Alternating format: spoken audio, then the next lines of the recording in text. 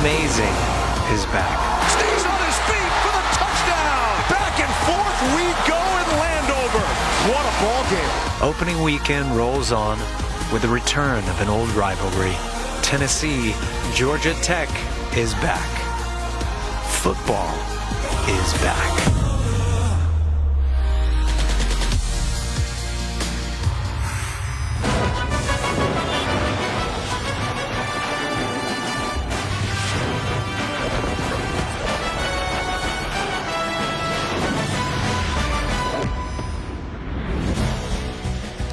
This brand new stage in Atlanta is ready. Welcome to the Chick-fil-A kickoff game on ESPN. Renewing hostilities for the first time in 3 decades.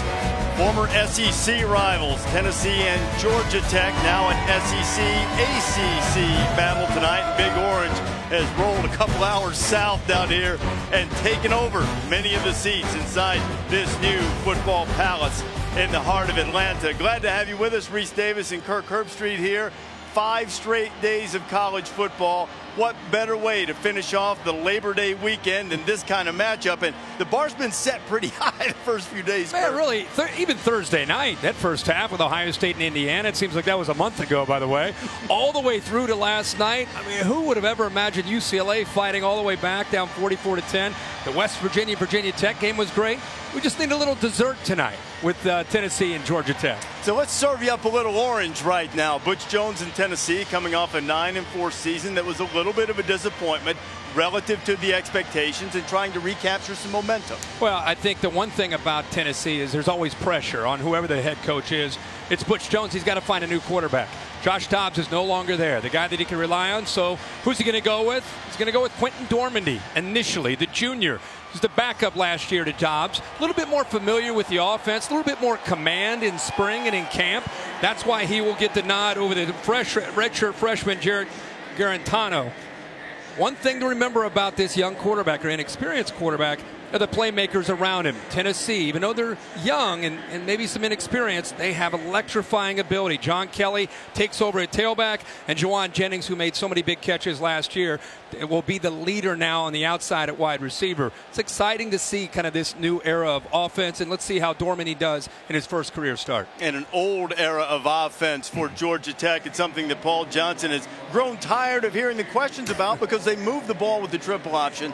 No matter what they do, they'll have a new quarterback tonight. Yeah, they have a new quarterback making his first start as well. Taquan Marshall is a guy that has quickness. The door opened up for him in the spring. He's a guy that's familiar with how to run this scheme.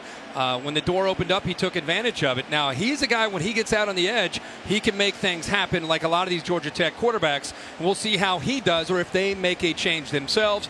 And another guy that has ability around him. This is a guy that will be in the middle, the B-back, which to us means fullback. Cavante Benson, you see his size, 5'11", or 5'9", 211 pounds, which means he's short, low center of gravity, very tough to bring down, and electrifying speed. Ran a 10.6 in high school in 100, so it tells you if he can get a crease, he can take it to the house.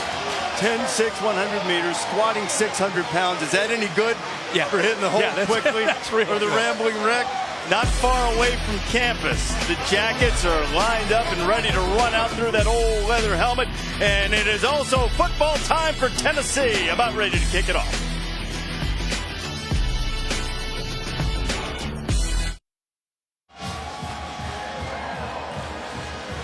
Back here in Atlanta, Mercedes-Benz Stadium, Tennessee eagerly awaiting the start of this season and renewing acquaintances with Georgia Tech. It's the 44th time these two have met, first time in a neutral site. Once upon a time, this was one of the Deep South's better rivalries, but they haven't played since 1987, a game that the Volunteers won. Bobby Dodd was a former Tennessee quarterback and, of course, the head coach at Georgia Tech. A few moments ago, Butch Jones addressed the Vols. Win on each and every snap and what you represent with everything that's gone into it. Lastly, you've worked your asses off. Rely on your training. Rely on your training. Enjoy the opportunity. Have each other's back. And we get 1-0. And we get out of here and we get ready to go. Any questions? Yes, sir.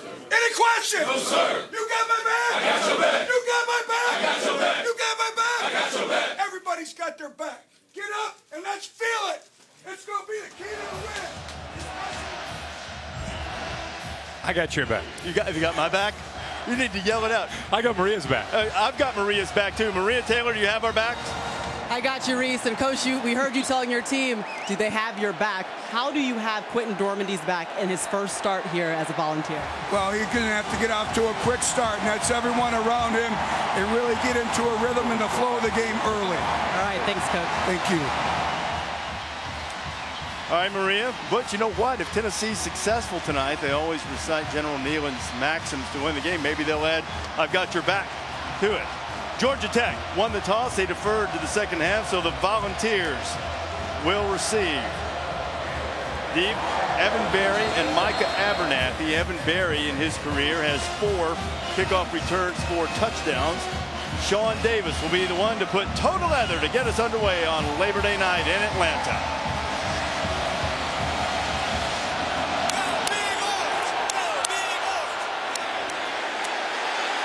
And this is Berry.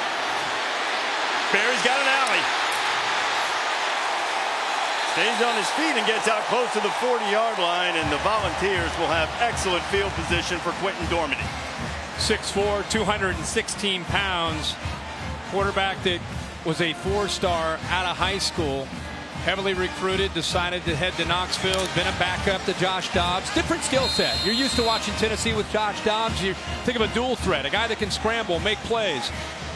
Now, while Dormady can get around and scramble, they're going to be a little bit more from the pocket and relying more on the backs, more jet sweeps and screens and things of that nature. First carry of the season goes to John Kelly. Georgia Tech got in the backfield, but Kelly kept those feet working and picks up maybe 7 before Knoxville native Brant Mitchell got him to the turf. How about that? One of our Chick-fil-A impact players right away getting involved here. John Kelly, he takes over the reins. Remember, Alvin Kamara is gone. Obviously, Jalen Hurd has moved on as well and quit. Juwan Jennings on the outside. There we go. Both of our impact players making plays here early. You are on fire. Impact players, Kelly, then Jennings. Jennings from Murfreesboro, Tennessee, caught the game-winning Hail Mary touchdown pass against Georgia. And Georgia Tech defensively, with Ted Roof, their defense coordinator, they've got to load up the line of scrimmage and try to take away John Kelly's ability to run the ball and the offensive line's ability to block. So Jennings is going to get some one-on-one opportunities on the outside. Still on the ground with penetration by the Yellow Jackets. Desmond Branch back there to make the tackle. When you have an undersized defensive line, you've got to slant and angle. Watch him shoot the gap here. Good call by Ted Roof to mix it up. You know, you can't just sit and play base with this defense. This is a Georgia Tech defense. It's a bend but don't break. Try to get you off the field on 3rd down. Try to stop you in the red zone, force a field goal. They're going to move up front a lot. That time it pays off for Branch. Dormady's second throw is at the knees or maybe the shins of Jennings, so it'll be 3rd and 12. They just want him to settle in. He's got plenty of arm to make all the throws. It's about trying to get him, you know, like any quarterback, you get into a rhythm, and when you're a new quarterback in this kind of a setting, you want to try to get back there, and coach is trying to call plays that you've told him all week. Hey, I like this one.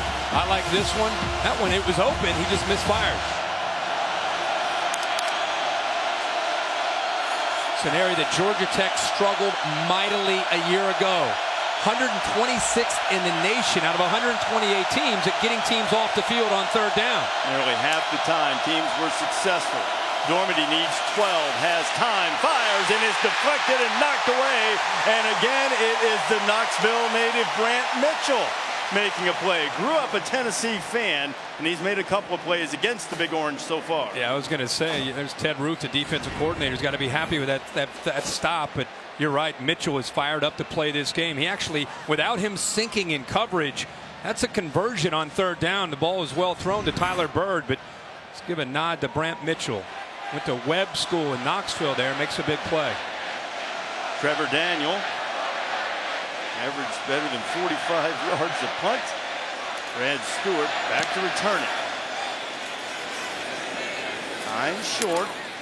Stewart goes and saves some yardage. Very important for returners on those types of kicks to save yardage. And Stewart does just that. Jackets will have it when you come back.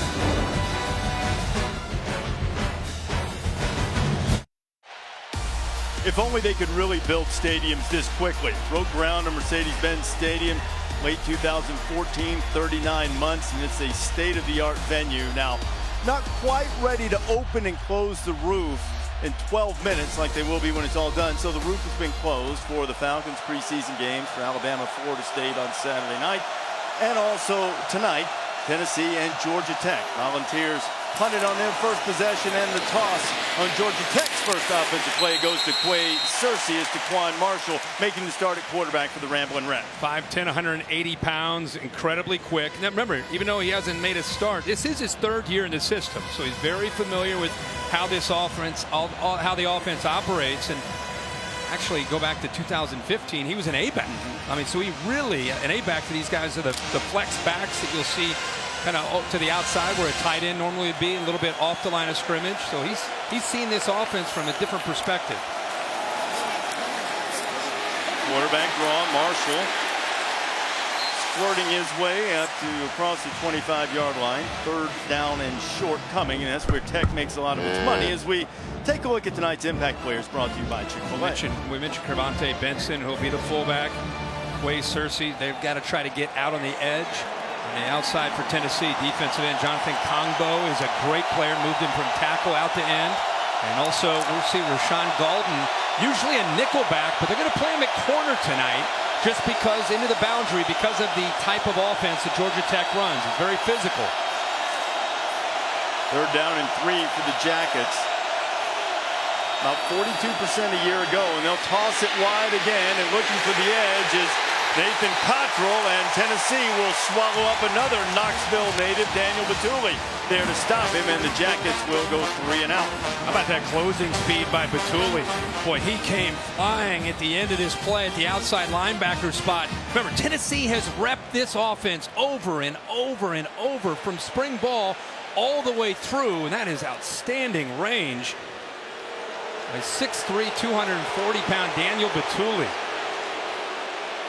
They questioned whether he was ready for prime time, and our Big Ten officiating crew has issued its first sideline warning of the night. Tennessee's sideline drawing that it'll be a penalty later. Think about that. They have worked since spring football. The coaches have worked since February on this one night, and the players have been working on it since spring ball. They go through camp. There's Georgia Tech periods. I mean, it's all hands on deck tonight. And nearly a week of it in the spring. 4 days of just Georgia Tech in the fall, and an excellent roll off the punt. Marquez Callaway couldn't make the catch, and it'll roll out of bounds inside the 20, and the Volunteers will take over at their own 18. Saturday, another early season big time game. Oklahoma and Ohio State meet at the Horseshoe in Columbus. 7:30 Eastern time Saturday night. Kirk and Chris Marine will be on the call. College Game Day will be in Columbus as well. 7:30 Eastern time. You'll see that one, and what an opening day Baker Mayfield had. Only had one incomplete pass, and the Sooners' easy win against UTEP, and you see what happened last year when Barrett was brilliant. Seen some recent comments from Baker Mayfield about how it stung to see Ohio State sing their fight song of their alma mater there on their field, and how fired up they are to have a chance to avenge that night. After that 56-yard field possession, punt gave Tennessee poor field position. John Kelly picked up a yard or so on first down. It'll be second and long. Georgia Tech just wants to do the best they can against that powerful offensive line and that running game of John Kelly. Again, just to reiterate, just want to try to get Dormandy in those obvious passing situations. Get after him. Draw. Kelly didn't fool anybody. It'll be third down and 8. And on the subject of that offensive line, you have Drew Richmond suspended tonight. He was going to play tackle. He also had an injury to Chance Hall in the preseason that made Tennessee a little thinner. And I think the one thing Tennessee's offensive line is trying to adjust to is Desmond Branch, 99, the junior. He has been disruptive here in these first couple snaps for Tennessee in these first couple drives. He's right here in the inside. Recognize the name Branch. His brother Allen played for Michigan, played for the Patriots, has a couple of Super Bowl rings. Ted Roof calls him Slippery. Slipped into the backfield a couple of times. Here they come again, and dropping it underneath to Jennings. Jennings looking for the edge in the first down marker, and he runs over a defender, but a good hit there from Lawrence Austin. And they'll mark him short of the first down. And Austin, one of twin brothers in the Georgia Tech secondary, makes a strong hit on the larger Jennings. But he tracked him the whole way, just kind of sat back, again, just kind of sitting and waiting, reading the quarterback's eyes, waits to see him make this move, comes across. Now it's about just trying to get there. Actually comes from behind. The deeper safety actually comes up and makes the play. The leader of that back there is Lawrence Austin. Twin brother Lance was chasing him too. That was a really strong hit. Jennings had some momentum but couldn't get to the first down marker. And now Stewart will haul in the punt inside his 30. And he'll wiggle his way up for just a few yards on the return. And Georgia Tech will try to get that option attack rolling when you come back. The 2017 Chick-fil-A kickoff game is brought to you by Chick-fil-A. Start game day strong with the new Breakfast Hash Brown Scramble Bowl. And BMW. We only make one thing, the ultimate driving machine. Aerial coverage provided by Goodyear, committed to honoring Flint-worthy athletes who demonstrate hard work on and off the field. Goodyear, official sponsor of the College Football Playoff. College Football Playoff National Championship game will be right back here in Atlanta. Mercedes-Benz Stadium coming up in January. We talked about how Tennessee has worked very hard to prepare. One thing Paul Johnson has told us is everybody prepares and then they show something different the night of the game. It takes them sometimes a series or two to get comfortable with how the team's going to attack. The triple option, and Tennessee plays it beautifully on the pitch. Clay Searcy had nowhere to go. Dive was stopped, quarterback forced to pitch, and then two balls there to get him. You always hear assignment football when you talk about defending the option. You're right. Somebody has to account for the dive. That time the linebacker came down. Quarterback was taken by Kongbo, and then you had a couple guys out on the outside on the pitch. Perfectly defended. One of those guys, Kirk, was Colton Jumper. Bob Shoop told us yesterday, if the Vols play the option right, Jumper at the Mike linebacker to have 20 tackles or so tonight. Him and Nigel Warrior and Abernathy have a chance for a lot of tackles. There's a tackle in the backfield. Daniel Batuli, the sophomore from Antioch, Tennessee, has made his presence felt a couple of times. Boy, he has such great range and athletic ability. He's right up here. Nobody's able to get up to that second level, so he's free to be able to chase down the quarterback. Not only that, but you also have the pitch man completely taken away by Nigel Warrior. So Bob Shoop right now has a good feel and is dialing up the right defense here early in this game against this option attack.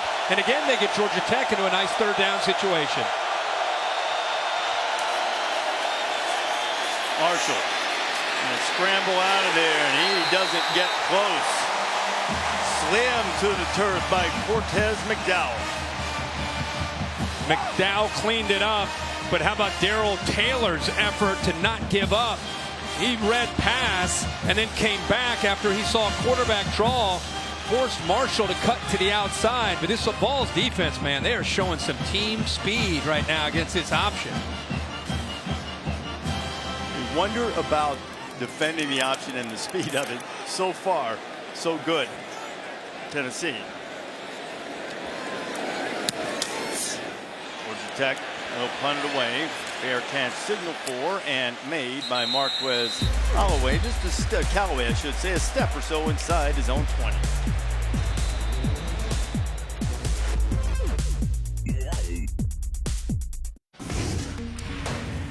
Back in the middle of August at Del Mar, a horse by the name of Soul Street, peculiar spelling, won his first race, did he not? And this is some home video from Shea Herbstreit, owner of said horse.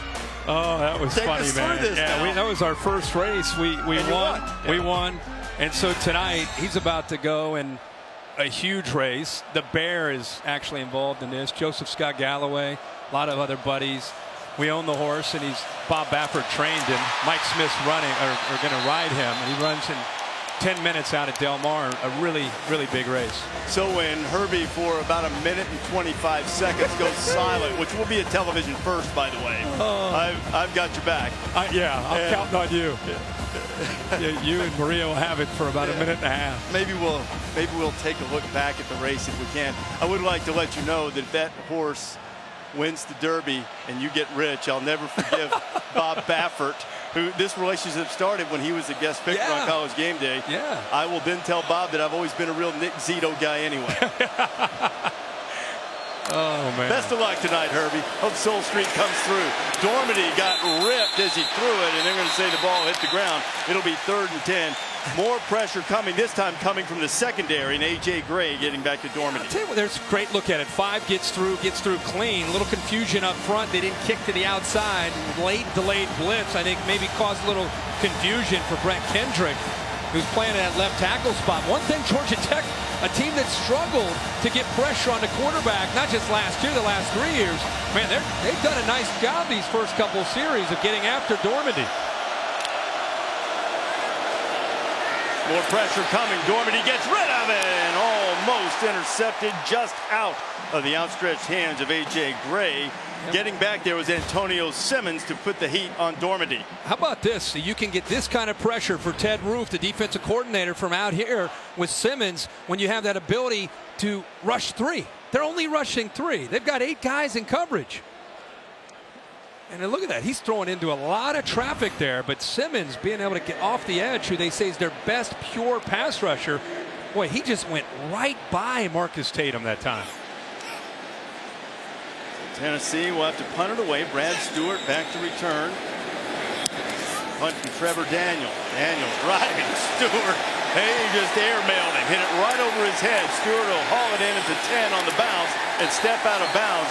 What a punt from a school that has a history of brilliant punters. 70 yards on the punt. That'll flip field position for you. We talked about Oklahoma, Ohio State this weekend. What about this one? Number 12 Auburn going into Clemson. Tiger versus Tiger, 7 o'clock Eastern time on ESPN. Jarrett Stidham, after a couple years off, for almost 2-year calendar years off, got back in the groove for Auburn. Kelly Bryant looked solid in the opening game for Clemson. That'll be a great one. Yeah. I think we're going to find a little bit more about each team and each quarterback, obviously, against much better defenses this week. Back to the triple, and the B-back, who's the fullback. Levante Benson gets it, and he drives forward. And there hasn't been anything available for the Georgia Tech offense yet, but Johnson, historically, Kirk, has been a master at making adjustments, changing the blocks, changing the guys reading to try to keep the defense off balance. Yeah, he's trying to come up with an answer to Bob Shoop right now, because Bob Shoop's one step ahead of him. Guy that was under siege last year from some of the Vol Nation because of the way Tennessee's defense, they gave up some points, 29 points a game, but they had a lot of injuries. Try the counter option and the pitch. Cottrell headed to the corner, and it's across the 20-yard line, maybe close to the 22. 3rd down coming again. Colton Jumper, another tackle. So you got a fast-flowing defense, a lot of great athletes. They're chasing down the ball carrier when they're running options. So what does Paul Johnson? One of his answers is try to go counter option. So you're going to fake to the right, come back to the left, try to get them out of position. Picked up a few yards, gives them a chance here on 3rd down, but still Tennessee's defense able to get back in position, keep him short of the 1st down. Red Wing Wreck yet to convert on 3rd down tonight. And now they have Benson lowering his pads, still on his feet. There are a lot of orange jerseys having to wrestle down that big fella as he gets across the 35, and a 1st down for Georgia Tech. They brought the left guard around, Parker Braun. Some young players up front in that offensive line that are probably trying to settle in. It's not just the skill players, but big 75, he'll come right towards you, picks up a nice block and gives them the instincts that time of Benson. He's able to cut back underneath that, and that gives you an idea about his leg drive and his low center of gravity.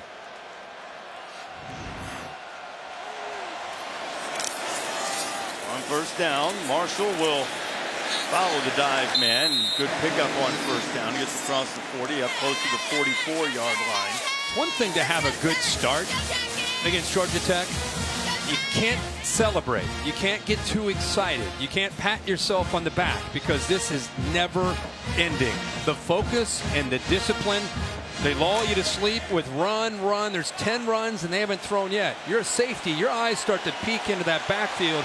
That's when they come down the line and they take a shot behind you. Stay focused and disciplined. Pitch is slapped down. Great defensive play to just absolutely wrecked the option. Darrell Taylor was back there again, Kirk, for the second time. Boy, he is having a night. Darrell Taylor, the sophomore. Everybody wondered, what's Tennessee going to do after losing all those great defensive ends, Barnett, Vereen, and Lewis?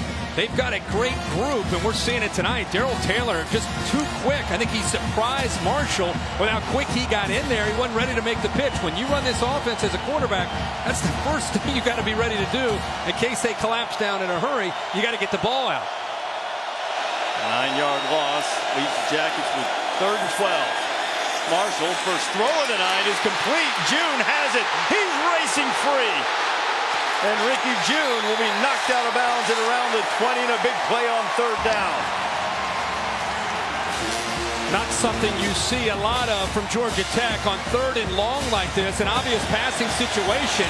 But how about Marshall making that throw, and then June not only gets open, but he doesn't give up on the play. Great route, perfect timing, but then he cuts back inside away from Justin Martin and picks up about another 30 yards. A 44-yard gain, and how about that dime that he dropped right over Nigel Warrior and put it right on June. First threat of the night for either team. Marshall had an alley, but just getting a hand on his shoe was who else? Taylor. Well, these splits on this offensive line, and we'll talk about it throughout the game, but very, very different than anything else you defend. See how wide those splits are? Widens that defense out, creates some seams for the quarterback and running backs to try to slip through. Continue to pull that left guard, Parker Braun, around, leading the way to that play side. That might have been a big play if Braun could have cut Taylor as he tried to do. Benson slamming up on the inside, and he'll be a couple of yards short of the first down. That must be their answer. That time the big fella Devine, 380 pounds, number 71. He pulled around that time, and Jonathan Kongbo, I don't think he knew it hit it when 380 came around. Knocked him back. I don't know how many plays they can get out of Devine, but he's certainly big enough to clear the path when he's in there. Jackets need a long one for the first down, and timeout's called. Paul Johnson wants to think about this one, try to keep the drive alive, although I think perhaps he would like the play he called to have been run.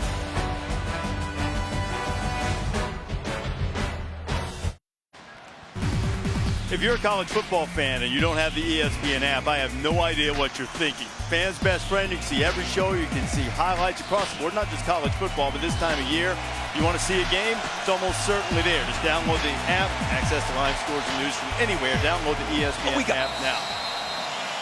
Okay, they are in the gates in the horse race right now, so we've lost Herbie for about a minute and a half or so, but a 3rd down coming right now for Georgia Tech. This is the best drive of the night for either team.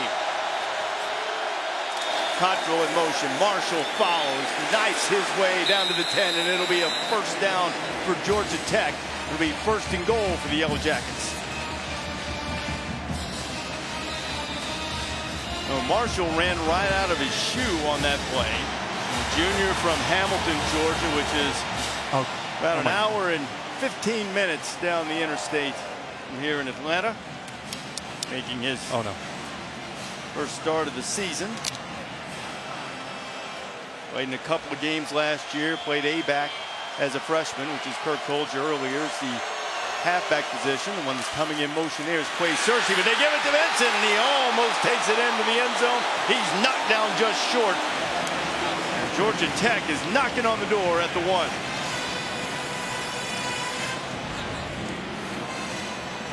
Look at Benson with that low center of gravity. He runs right through Batuli.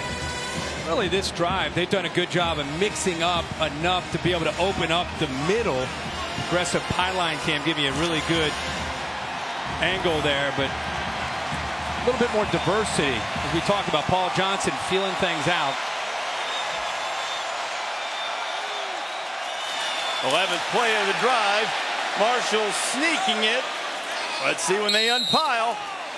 And they'll say the Big Orange stopped him just short.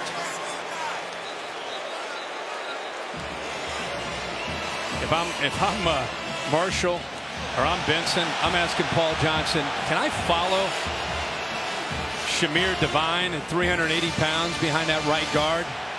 I mean, he's getting movement.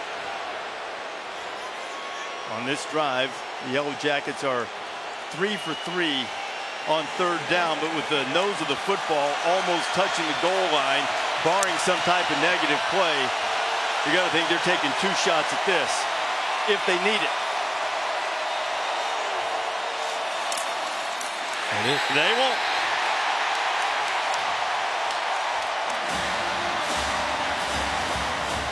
Touchdown Georgia Tech in the Ramblin' Wreck behind Taquan Marshall on the board in a vintage Paul Johnson drive that ate up over 6 minutes on the clock. 6:51 to be precise. Watch that right guard. That's the way you want to go. Right behind him at 380. He actually played, I think, either all of that drive or most of that drive. And that is a great job of adjusting. As you said, almost 7 minutes, 12 plays, 86 yards. Great job by Paul Johnson and this offense adjusting to that team speed from Tennessee on those first couple drives. When you play these option teams, that's what you wonder about. You can stop them for a while, but do you have the resiliency to continue to stop them time after time after time after time? 7-0, Georgia Tech has the lead. 6 seconds remaining here in the first quarter. I lost you just for a second. Yep. How'd Soul Street do? Started fast, got to the break at the turn, and was in first place. And there's some bad men, bad horses coming around that turn. Down the stretch, he ran out of gas. I think he finished up in 5th or 6th. But he'll be back. He'll be back. I'm sure he will. I think he used a lot of energy there. Look, here are a couple of the co-owners, Herbstreit Galloway, Darren Brown in there with Chase Herbstreit, your youngest son. Oh, man. Watching. It's fun. Yeah. But I will tell you this. While watching that, I also realized that Marshall's throw on third down was about probably as important of a play to keep that drive alive and give maybe kind of even that playing field against that team speed at Tennessee as much as anything. Evan Berry had a good return to the opener. Evan Berry headed for the rail.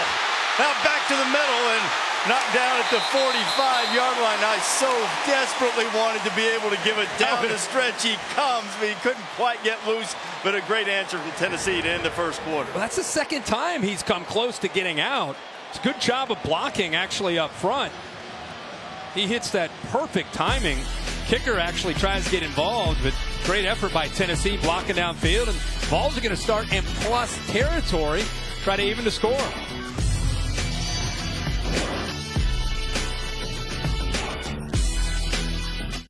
Ready to start the second quarter. Chase Herbstreit waving to America. Far left, Traps. Christopher Davis, far right. Little muscle down far right, let me tell you. Second quarter starting. Quentin Dormady taking a shot down. And I think the ball. Did he hang on to it? I thought it hit the ground. Ethan Wolf. They're going to give him the catch. Boy, I'm with you. Let's see the end of this play. But Tennessee wants to get this big snap. They don't want to give him a chance to look at it again. That's ball's threatening, and they won't be able to do it.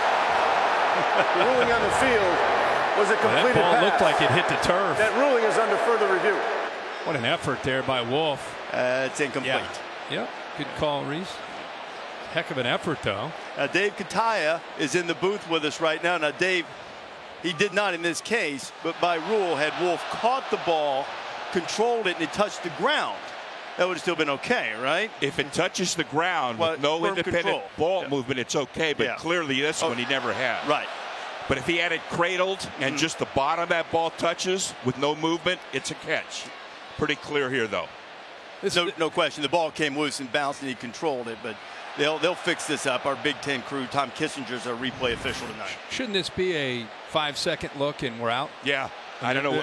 There's really nothing. There's really nothing to see. I don't see anything there. I mean, I don't know. I don't know what's taking the time, to be honest with you. Now, they moved the chains. Could it be that they're going back and making sure they've got the line of scrimmage? Yeah. Well, that's the key. When you have to reverse a completed catch to an incomplete, there's a whole kind of process. You have to remember, find out where the previous spot is. You have to check the clock. So it does expand the time of review, but it shouldn't expand it that much. If you guys would just stop missing things on the field, Dave, Wait a minute. I'm standing up here with you. After further review, it was an incomplete pass. As a result, it'll be 2nd and 10 at the 45-yard line. The clock will start on the snap.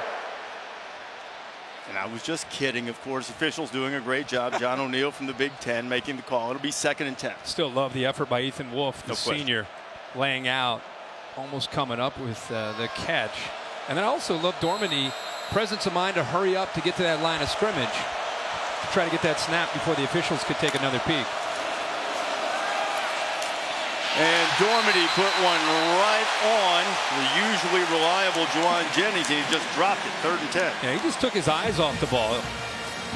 He's trying to make a play after the catch, but Jennings, who's their best receiver, watch him take a little peek. Thinks he already has the ball secured. Durham is closing in on him. Very least, probably be about a 4 or 5 yard gain, but takes his eye off the ball, sets up 3rd and 10.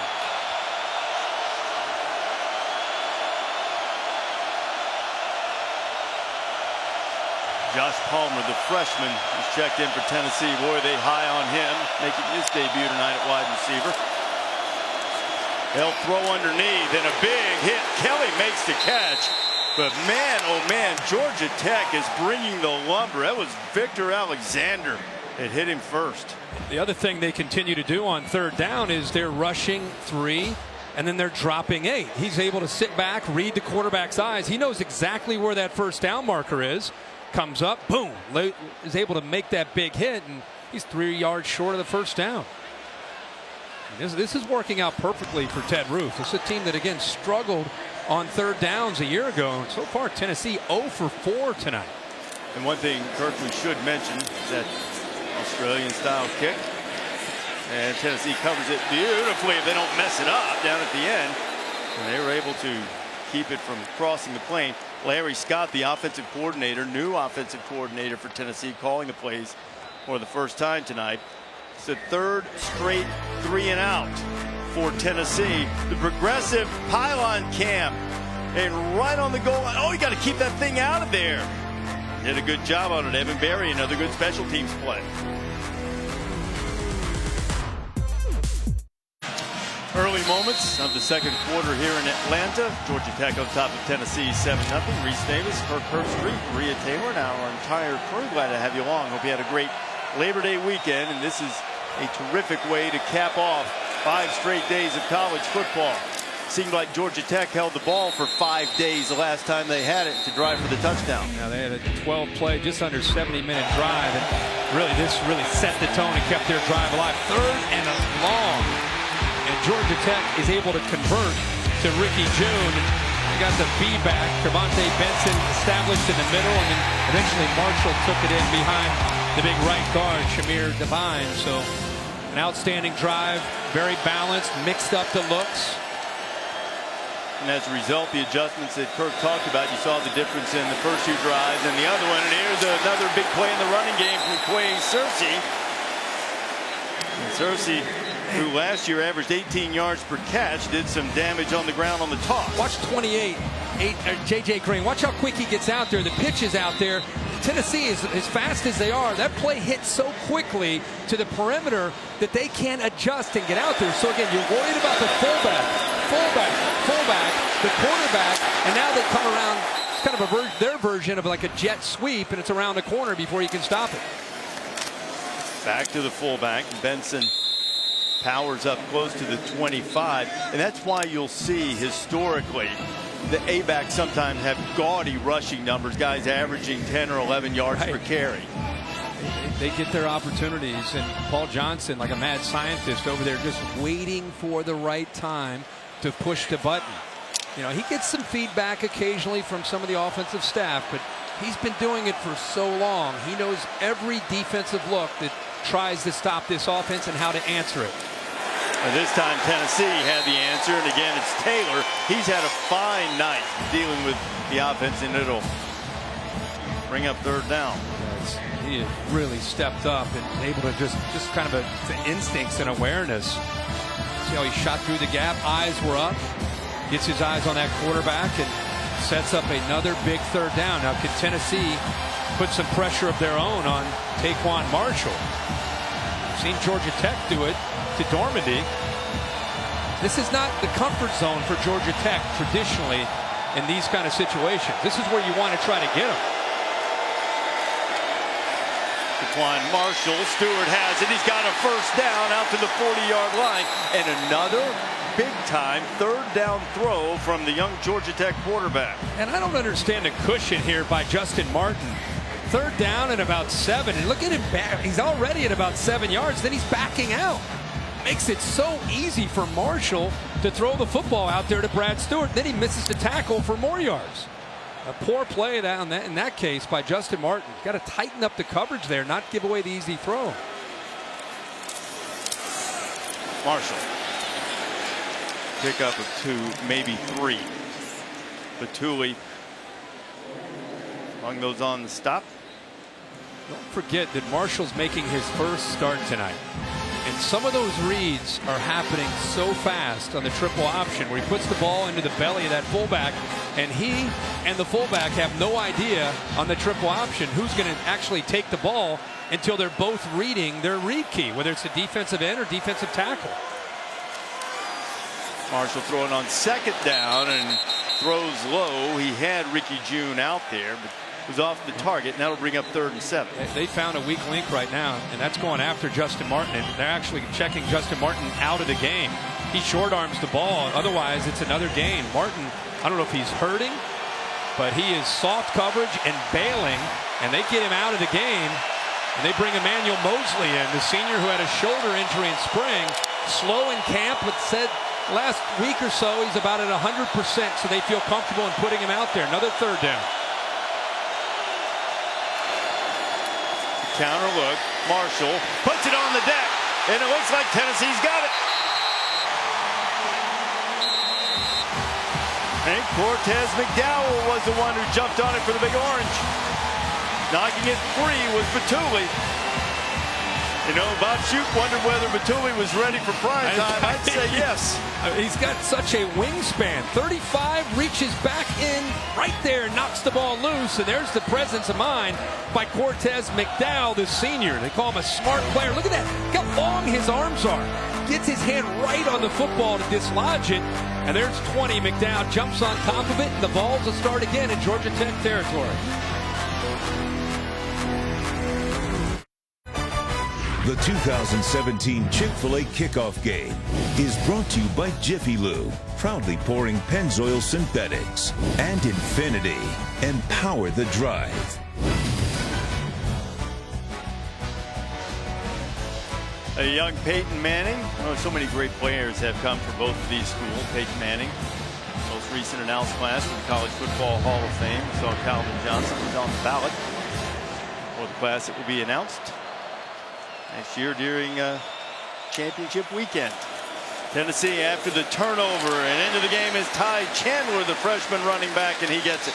Ty Chandler out of Nashville, Montgomery Bell Academy, a great program in Middle Tennessee, great high school program. And tell you what, he is a great high school football player, showing he's ready for the big time in the SEC. The coaches said he had a great camp, explosive, physical, picked up the offense very quickly, and he's going to get his first chance. That's his first collegiate carry. More than 2,200 yards, 39 touchdowns. Montgomery Bell, Quentin Dormady looks like he wants to take a shot, throws it into traffic, and that was ill-advised, looking for Jennings. Yeah, he didn't see him. Georgia Tech fools him there with their coverage. He's got a crossing route, and he just underestimated and just kind of lost the robber in the middle of that coverage. Very fortunate that that ball was not intercepted. Looked like Corey Griffin kind of sunk in coverage, and quarterback just did not see him. Tennessee has only one first down tonight. An area that we told you that the Jackets really struggled last year was getting teams off the field on third down. Ted Roof said it was the key, and they've done it well so far. Dormady fires, first down Vols. Jennings has it inside the 35. That time they do a nice job of picking up the blitz and giving him some time. They're going to shoot right through here. See the tight end with a quick slant, kind of a double slant look with the tight end Wolf and his favorite target, Jennings. Jennings that time holds on, secures the ball, gets ready to be hit, and gets the first down. Jennings A little bit shaken up after taking that big hit from Lawrence Austin, but it's a first down for Tennessee. Their second of the night. Kelly's into the open field, inside the 20. Kelly driving inside the 15, and another first down for the Big Orange. That is a great job of the right side of that offensive line. 75, Ja'Shawn Robertson and Trey Smith, the right guard, the true freshman, one of the most highly touted freshmen in the country, blowing Georgia Tech off the ball and open that up for John Kelly. Pickup of 22, right back to him. Kelly turning the corner, and he is greeted by Brant Mitchell. So they pound you up the middle. Georgia Tech starts squeezing down, and then they go to the outside. That time, Big Trey Smith, 73. Keep an eye on the right guard. 6'6", 320 pounds. Everybody in the world wanted Trey Smith. And as Butch Jones said, you know, the greatest thing about him has been his attitude. He's kind of changed the culture, kind of a tough guy for an offensive lineman, which I love to see. This is where offensive linemen need to be tough. Vols can get a first down without scoring. You have to get it to the 2.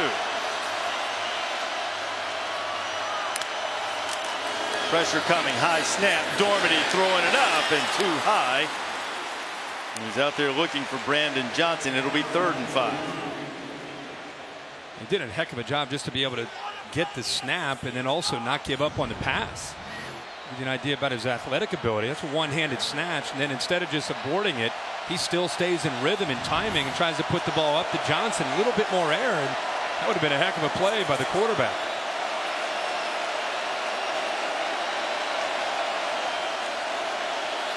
Tennessee has converted just once on 3rd down. See if the Jackets can be effective again and force a field goal attempt. Dormady, a lot of time, firing to the outside. It's complete. Big hit, and he'll be very close to the first down. And it's Wolf making the catch. He almost had the big play down the middle of the field. Jalen Johnson hit him, and I believe it's going to be 1st and goal for Tennessee. Yeah, you start thinking they got to get in the end zone, but I don't know if Georgia Tech thought that or not, but that is a great effort by Wolf. That second and third effort is what picked up that first down. Pretty good coverage there by Tech, but the strength of Wolf gets the first down. To Kelly, diving and scoring, and Tennessee's on the board.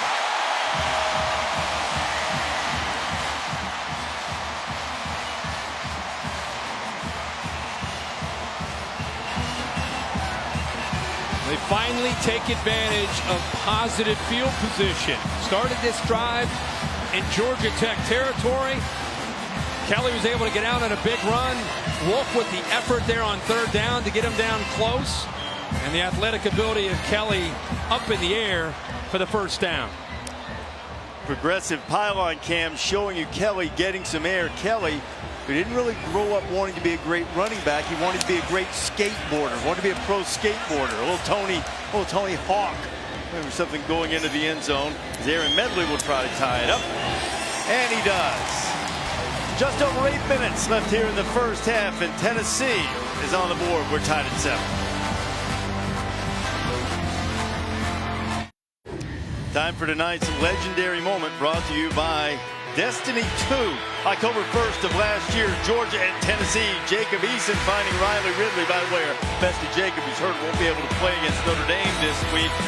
But Tennessee had the answer. Joshua Dobbs to Juwan Jennings, and Jennings caught the game-winning touchdown pass on the Hail Mary 34-31 victory. And Jennings just had a big catch on this most recent drive, but and leaving the field. We'll check on his status in a bit. And there is Joshua Dobbs, former Tennessee quarterback, now with the Steelers. Got a chance to visit with him on the field before the game.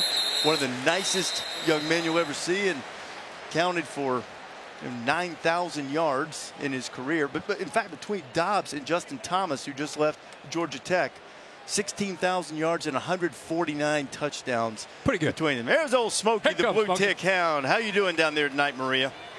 Pretty good, Reese. I saw Josh Dobbs catching up with Quentin Dormady before the last series. They were talking through whatever Dormady is seeing on the field. And he did talk to him before the game started and said, hey, don't try to make a play to start out this game. Let the game come to you, and you will be able to make those plays down the stretch in the fourth quarter, guys.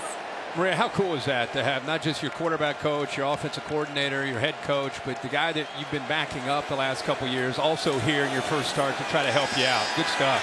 Marshall going to take a shot, lays it up high and just out of reach of Brad Stewart.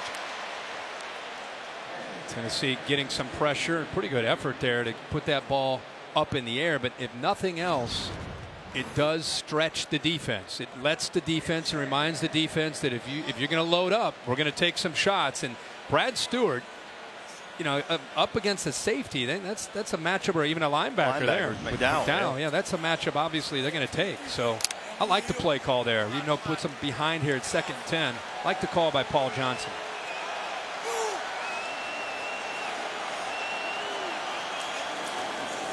Back on the ground. The B-back Benson, and when you know that you've got the inside run working, you can take a shot on 1st down and still wind up with a 3rd and 3.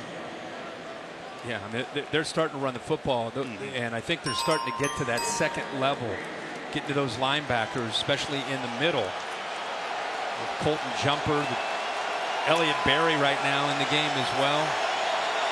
We still have Emmanuel Mosley, who is in for Justin Martin, playing at the field corner. Kersey in motion, and Marshall dives ahead and picks up the 1st down. The linebackers took the big fullback Benson out there. Great read by the quarterback Marshall, and that's, again, we keep talking about it. Their whole thing is staying on schedule. They get 4 yards, they get 4 yards, they get to that 3rd and 2, 3rd and 3. Odds are in their favor because they can just do so many different things with that quarterback in this offense. Makes it tough to stop. You love watching this offense. Does this take you back to the high school days? Yeah, old Centerville Elks? We ran something pretty similar to this. And the pitch. Benson this time getting the pitch on the corner, and oftentimes that B-back stays inside. And there's another little wrinkle from Johnson that gets Benson in that speed on the edge. You know, and what this does is it's not just the, you know, the physical part of defending this option. It's also trying to defend, you know, the different angles of the blocks. I mean, look out here. Watch what he's dealing with. You got to deal with a potential block. He's thinking, what's the read? What's the read? Boom. Now he's got to back down at his knees, and you can just see the energy from the Tennessee defense now. Is it the same as it was early? Benson behind the pads up to midfield. 1st down, Georgia Tech. You know, Benson playing that B-back position after Dedrick Mills was dismissed from the squad for a violation of Athletic Association policy, and boy, is he taking advantage of his opportunity. Paul Johnson and his staff do a great job of recruiting guys that can eventually grow to become a B-back or a fullback, but they're all kind of recruited with the A-back, the flex back mentality. You're either a high school quarterback or you're a high school tailback, and eventually you either grow in to become that fullback, but they all have similar skill set. Back to Benson. Now he's picking up 5-6 yards a chunk almost every time he touches it. You just saw that time of possession graphic, Kirk, come up. Some teams start to wear you down in this day and age of college football by running a million plays at you. Georgia Tech does it by leaving you on the field forever dealing with this option. Yeah, and Butch Jones told us yesterday in a meeting, you know, we're going to get 7 or 8 possessions maybe in this game. I mean, we saw 7 or 8 possessions in the Indiana-Ohio State game in the first quarter. You know, he's talking about 7 or 8 for the game. Marshall keeps it. He gets down close to the 1st down. I think he's going to get another 1st down. He's keeping the Tennessee offense over there on the side. To your point, in that Indiana-Ohio State game that you and I saw on Thursday night and you called, there were 100 offensive plays in the first half of the game. Ohio State ran 42 of them. You know, Georgia Tech won a game last year, a game in which they ran 41 offensive plays. That was fewer. I mean, you know, but that's why it's so hard to get ready for these guys. It's just a completely different challenge. Cersei going to the corner. And I think if you're getting ready as a team, not just the defense, I think that the Tennessee offense, one of the things they're trying to guard against is pressing. Feeling like, oh my gosh, I don't know how many more possessions we're going to get. We better make sure we put points on the board. Tech's been able to run some plays tonight because they've had the ball so long. Ate up nearly half of the first quarter with their scoring drive, and they've got a good drive working here that's gone down to the Tennessee 36.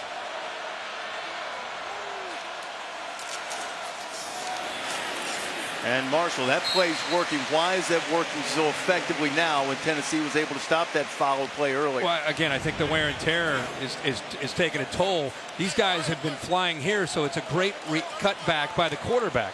They're running so far and working so hard to get to the backs. Look at the cutback. And again, they've drilled this since February and March. Be ready for the cutback. Be aware of the cutback. Just if you're on the backside, you're not out of the play. And whether it's a back coming back on the counter, or in that case, the quarterback coming back, they keep you honest on that backside. 3rd and short. First down, Georgia Tech on the quarterback sneak. So tick, tick, tick, tick, tick, tick, tick. And the Tennessee defense keeps staying out there. You can't go back to the wear and tear on your mind. You know, it's one thing to look at it on a drawing board in an air conditioning room or on a walkthrough with a coach. All of a sudden you're out here and you're seeing the speed and the execution of this offense. And I think that's a big difference between most offenses you face in their running game and this is. Look at the quarterback under center. Look at that fullback right behind him. This hits in a hurry downhill right into those linebackers. Now Marshall's going to throw. Gets out of there. Running room. Marshall gets by McDowell, and he'll step out of bounds with another Georgia Tech first down. I think Marshall might have had a little better opportunity to elude even another tackle, but he seemed to lose his footing there. Now, Cortez McDowell got left on an island against a quarterback that's really, really elusive, and he does the best job that he can, but he gets shook and an easy first down there by Taquan Marshall, who, by the way, you asking me the difference between early and now, they're having some success driving the ball, mixing up their looks, and I think their quarterback making his first start, he's settling down and making the reads, and in that case, just improvising and making a play. And a couple of big 3rd down throws, and he's run for 43 yards. Marshall looking for room, and this time not going to find it.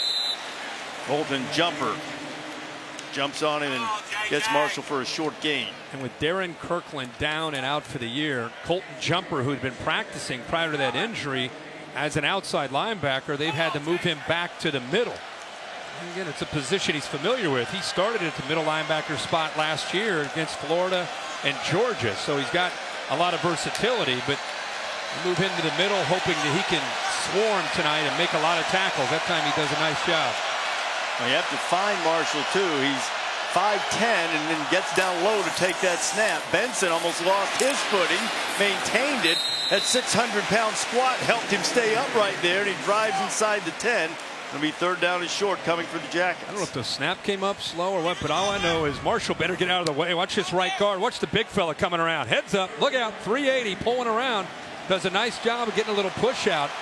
But Marshall better get out of the way in a hurry before big Divine to take out anybody in his path.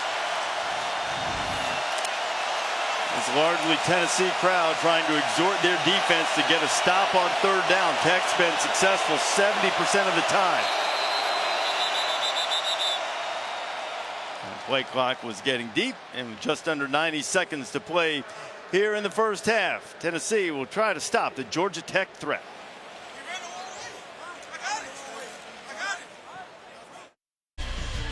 Aerial coverage provided by Goodyear, watching over the hard work and determination of blimp-worthy athletes for more than 60 years. Goodyear, an official sponsor of the College Football Playoff. So a 3rd down facing Georgia Tech.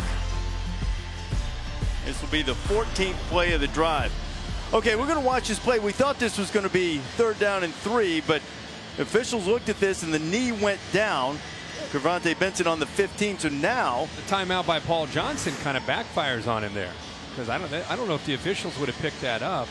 And with the time, they were able to take a peek at it and move it back to the 15. Well, now we're saying they're going to move it back, but I'm looking down at where the officials are now. Oh, they haven't done it yet. So they're looking at it, and here's. After further review, the runner's knee was down at the 15-yard line. As a result, it'll be 3rd down, 9 yards to go. The ball will be spotted on the left hash. Clock will start on the snap. As you know, what a difference that is for a Georgia Tech offense. They've been living in that 3rd and 6 or 3rd and 4, 3rd and 5 range most of the night. Well, this changes things, and that is a huge break for Butch Jones's team and a tough one for Paul Johnson. But here's the other thing, Kirk. Georgia Tech's had the ball more than 6 minutes again, and they get it to start the second half. And Tennessee, best case scenario, going to wind up with the ball with about a minute to go in this half. Dormady hasn't been out there in a while. Now we'll see if the Rambling Wreck can convert on 3rd and 9 from the 15.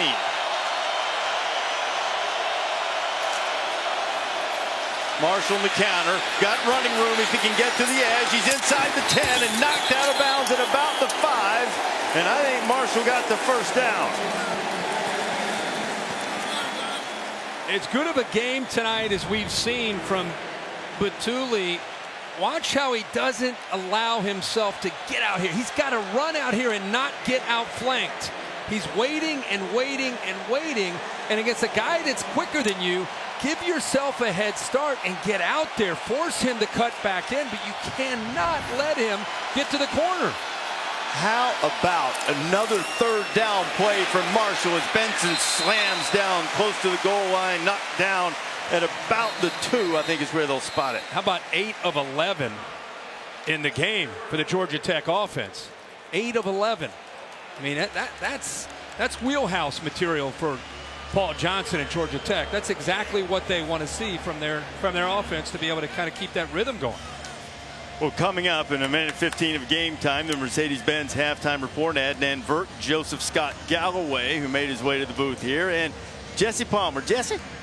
Coming up at halftime, $1:15 to go. Now, it's a tie game, but it feels as if Georgia Tech has dominated this game, largely because they've had the ball the entire first half. Yeah, I mean, they have controlled things, and yet it's 7-7.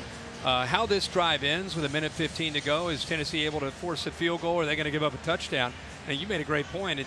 This defense, it's not the same in defending a team that's going to run it 100 times like we saw in a national championship game with Clemson against Alabama, where they wore them down. But it is more about the mental fatigue, where you don't get the ball. I mean, they possess the ball for so long, and to start the second half, they're still going to have the football. They're even outpassed them by 30 yards. Benson slipped one tackle in the backfield and got into the end zone for the touchdown. Kervonte Benson. This dude's a load now. Well, he's got the combination of speed, but the power is the reason he's playing that B-back spot. And watch him push through this big linebacker, Bituli, at 6'3", 240 pounds, just enough to get across the line for that touchdown. With a progressive pylon cam, Khalil McKenzie had a shot at him in the backfield, but it's hard to just grab that leg and pull him down. That's what the squats do for you, right? Yeah. The hang cleans and the squats. I'm told. Benson all 5'9", 211 pounds of him. Parents have talked about how he's really matured, showing up on time for everything, and boy, is it paying off tonight. 12 plays for a touchdown, 16 plays for a touchdown. Both of them about 7-minute drives. And then you're going to get the ball to start the second half. That's why they're such a difficult team to deal with. And look, long way to go. Oh, sure. But it feels like Tennessee really needs to regroup at halftime. When they come back out in the second half, they need to get off the field. Tennessee has 22 snaps. We're almost to halftime. 22. Haven't been able to get John Kelly established enough just yet, though he does have the volunteer touchdown tonight.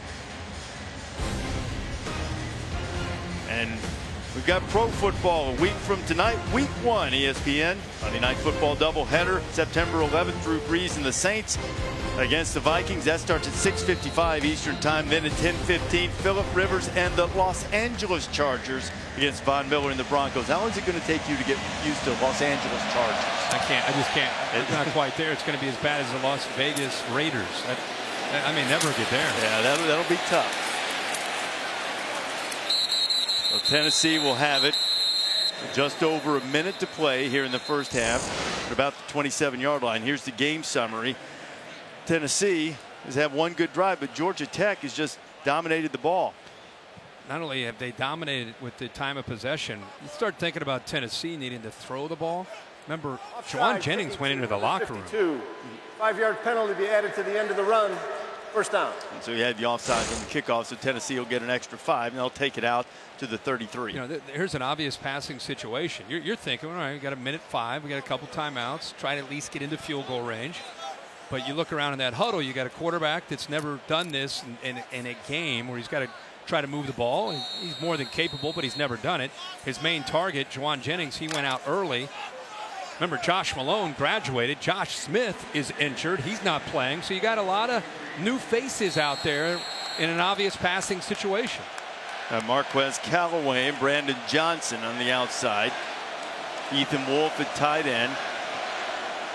4 receivers spread out, 1 back in the backfield. See if Dormady can go to work. Pressure, screen, beautifully set up if they can get a block, and they do. But Tech closed it well. And how about Brant Mitchell in there again? Nobody touched him, so he's gonna fly in there. But I've been really impressed with Simmons and the rest of this defensive front.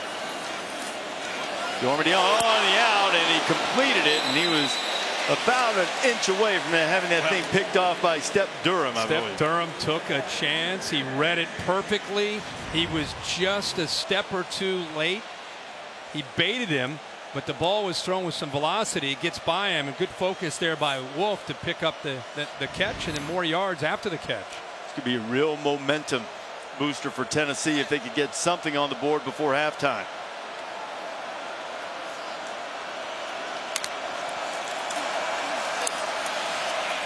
Kelly underneath. Kelly gets inside the 45. Clock will continue to run. 3 plays, and he goes to the guys that have some experience. Kelly twice and Wolf. Haven't thrown it yet to the receivers on this drive. I think they might have been well advised to use a timeout there. They have a couple of them left. Now they're inside 20 seconds. Dormady just throws it away as Georgia Tech wouldn't let him get it to Kelly. Now 17 seconds left in 3rd and 2, and they're still. Butch Jones has a couple of timeouts to work with. Nothing like your fans booing you in the opening game of the 2017 year. Now that is Brent Cimaglia. He's a freshman from Franklin, Tennessee. He's going to kick the long ones. My spotter Mike Black, who was a great kicker at Boise State, said he was knocking him in easily from 53 in warmups. And Ethan Wolf off to the left if they try to get him the football. Dormady on 3rd down. Got to get rid of it. Throws it in traffic. It's incomplete. It'll be 4th down with 11 seconds to go. It's Tyler Bird. He was trying to get it to. There's no separation at all. Dormandy's looking out there and seeing a lot of white jerseys on top of the orange jerseys. Nowhere to throw the football. Sets up a big 4th down here where you got to believe Kelly out of the backfield has got to be. Other than a screen, just slip him out. He's man-to-man against a linebacker. Give him an option route out of the backfield. They've completed one of those early. There's Kelly. It was open, and it went right through Wolf's hands. And Georgia Tech gets a stop. So Dormady hasn't had a great half. Just 8 of 20, but he's had a couple of balls that really should have been caught. Maybe this one, too. He threw the ball exactly where it needs to be. I mean, Wolf's got to be able to secure that. And that's a 1st down even if he's tackled right there. I think that the natural thing, you can almost hear some of the Tennessee fans thinking probably, will they give the young freshman Garantano a chance to come out and play in the 2nd half? Would you? I might give him a series or 2 to try to see if he can create a spark. It's not as if Dormandy's played terribly, but he also hasn't played masterfully either. I'd give the freshman a chance and see what he can do. Garantano, a redshirt freshman, played at Bergen Catholic in the state of New Jersey.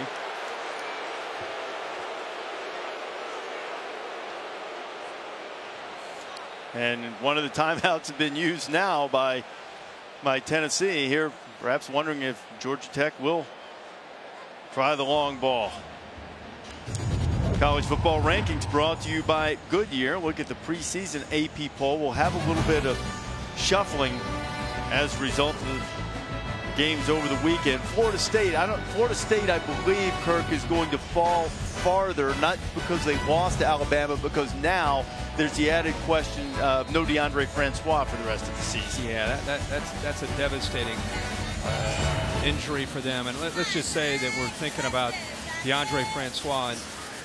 And you know, we always get caught up in football and what it means to the team, but that is a hard-nosed young man and just a devastating injury. We wish him all the best in his recovery. That's for sure. He was playing his heart out to the end. I think Marshall blew a shoe and he'll just run out of bounds, and that'll be the final play of the half. There it is.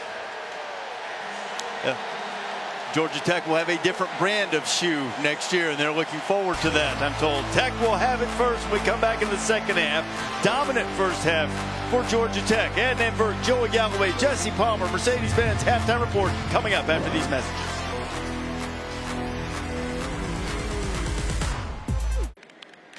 Thank you to our friends at Chick-fil-A.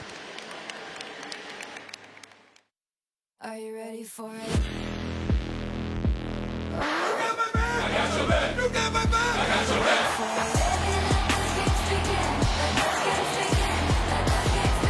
In the middle of the night, in my dreams, I know I'm gonna be with you, so take my time. Are you ready for it?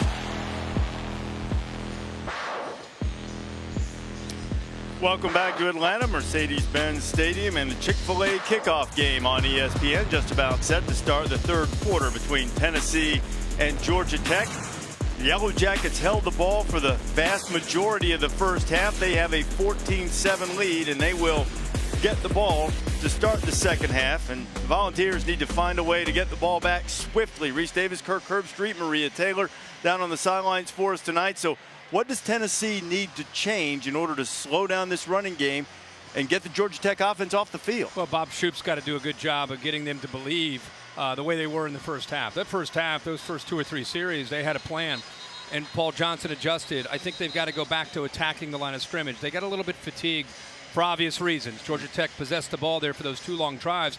To me, the big thing is they cannot allow Georgia Tech to come up with more points. The way Georgia Tech eats up the clock, if Tennessee gets into obvious passing situations, that's trouble. You got a quarterback right now that's not necessarily feeling it, and with Juwan Jennings out, they don't have a lot of receivers.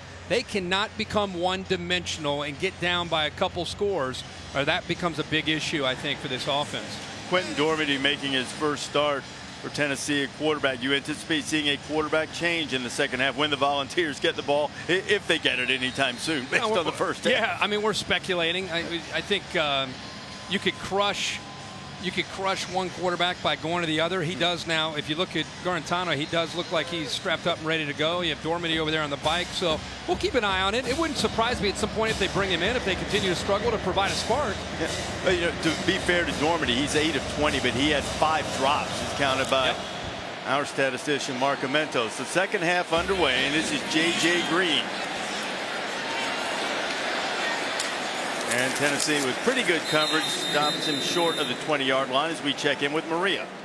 Well, Reese, as Tennessee tries to battle back from being down 1 touchdown, they'll have to do it without their star wideout, Juwan Jennings. He's out for the remainder of the game. Now, an official word on the exact injury has not been given to us, but as you saw him walking off the field and talking with the trainers, he was holding an area between his wrist and his hand and grimacing a lot. And when he left, he did not go towards the locker room.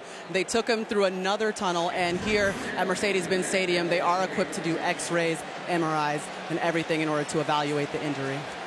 Maria, that is a huge blow to the Tennessee offense and back to the ground. And just like we saw in the latter part of the first half, Trevante Benson with a good pickup on the dive. I think it's important for the leadership of Tennessee to step up here. Whoever that leader is, I mean, you would think Colton Jumper could be one of those guys. Somebody's got to make a play, because the last couple times Georgia Tech's had the ball, they've had it for a long time, and they've gotten into a little bit of a rhythm and feeling what Tennessee's doing.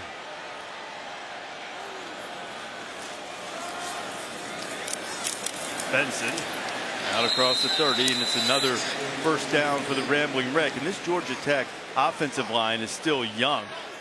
Center, left guard, left tackle, all sophomores, all played quite a bit as freshmen last year. And they were not one of the more experienced offensive lines coming back from last year, but they have really played well as the night has gone along. Well, I think that game experience, that it was probably a little bit premature last year in getting them out there, but they were forced into it because of the injuries. a year later, now you've got a veteran bunch. Now you've got a group that feels pretty good about it. They go tackle over to the right side here. Let's see if they run right. Jaquan Marshall with the pitch. Marshall across the 40, and he scampers out of bounds with another Yellow Jacket first down. Micah Abernathy chased him out, and Georgia Tech's got him on the run, Kirk. Watch this block right here on Jumper, who's trying to pursue and trying to get there to make a play. Watch Benson right there.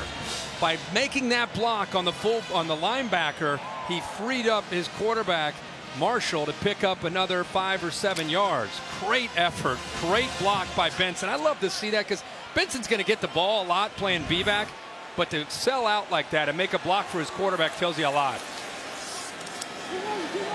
Marshall has a pitch man, but keeps it. They're getting 4 or 5 yards. It picked up about 5 there. So now, okay, last 2 plays, they've hit the perimeter. They've gone to the edge. You're on this Tennessee defense, and you've seen fullback, you've seen counter, you've seen they're trying to get the ball to the outside. Now you start thinking about, okay, I got to worry about leverage. I got to be outside here. I got to make sure they can't get outside of me. Guess what's coming next? They're coming right up the middle. And they're just mixing it up constantly. Benson up the middle, sort of slid to the outside. It'll be very close to another Georgia Tech first down. Now watch Paul sitting in the play here. There's no Daffy Duck on the play card. No. Old school. No picture of Soul Street on some card here. He's going to run it in with the receiver, right? Yep. That's the way we do it here. They're actually in a huddle too. You ever seen one of those? I thought those were against the rules now. By the way, they are moving the chains now and just now getting them set. And did get the first down of the last run. Jackets are back in Tennessee territory. Benson. He just squirted out the other side with that low center of gravity. Got inside the 40 down to the 39. Pickup of nearly 7. Doing a good job on that defensive line. Bob Shoop in the glasses there, getting frustrated. You know, the kryptonite over the years to Paul Johnson's offense is a defensive line that can just completely dominate the line of scrimmage. We've seen that at times from Kendall Vickers and the group, but over the long haul of this game, they've gotten worn out, gotten tired. There's Benson, and Benson gets inside the 35. It's another first down. Now, this weekend when we were talking with the coaches, Ted Roof, the defensive coordinator from Georgia Tech, said the one thing that he liked about his job is he could sit up in the coach's box and eat hot dogs. Well, Ted's going to have to spend a little extra time on the elliptical because I imagine he's putting out some dogs tonight because his defense has not been on the field at all. Oh, they faced 28 snaps tonight. That's it.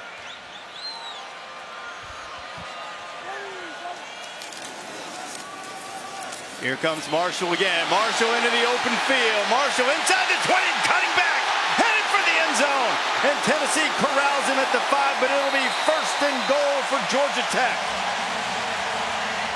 It's a nice job again by the fullback.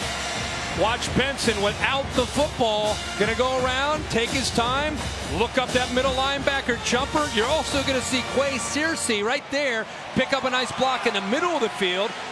And as slow developing as that is, with the leverage and the blocking angles, there's a great block. There's one right in front of you blocking on Abernathy. With those angles that they have, as slow as that is, there's nobody out there to stop the quarterback. Well, Benson just took out Dylan Bates, who was in for Daniel Batuli, who was winded.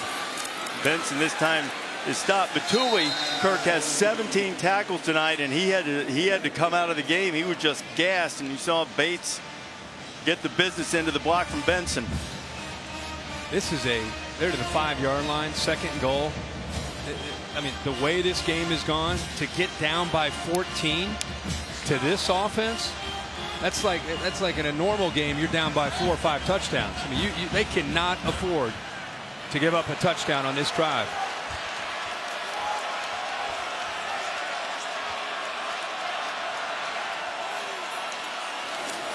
Quick toss, headed to the corner. knocked down is Quay Cersei short of the goal line. Rashawn Golden there to get him with a little help from Cortez McDowell. Yeah, great effort by McDowell to get out there. 20 gets in there, and then also guy we've not called yet tonight at all is Golden. Good effort by both those guys to keep him short. And Cersei's going to have to take a break after losing his bonnet. It'll be 3rd down and goal.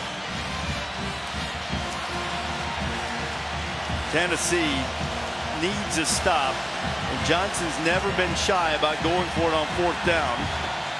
My guess is if they need it, they'll do it twice, but they're up against the play clock right now too, and now Georgia Tech runs out. Paul Johnson's out on the field to call a timeout, and he is not a happy option coach right now.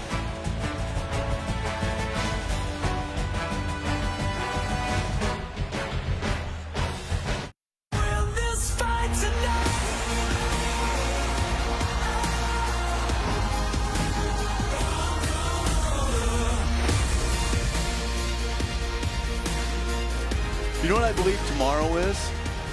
I believe it's Lincoln Riley's 34th birthday. Get a little late birthday present by going to Columbus, and maybe an early present for all Georgia Tech fans with another touchdown. And Georgia Tech has stretched the lead to 20-7 with the extra point pending. Daquan Marshall going in for his 2nd score of the night. Quan Marshall just following the fullback Benson, relying on that push by that big offensive line. Lowest man's going to win, and instead of relying on the fullback, instead just gets behind the fullback. And Marshall's had a fine debut as the starting quarterback. 116 yards, 2 touchdowns. He's only completed 2 passes, but both of them were on 3rd down and were big-time throws. Sean Davis knocks through the extra point, and there was a flag that flew. So hold on for just a minute, but everybody's headed to the sideline, so we'll see if it stands. Personal foul, roughing the kicker on the defense. Point is successful. The penalty will be assessed on the kickoff. Timeout. Well, that won't help Tennessee. After all, they do have more kick return yards than total offense tonight, and Georgia Tech will get a little extra room to kick from.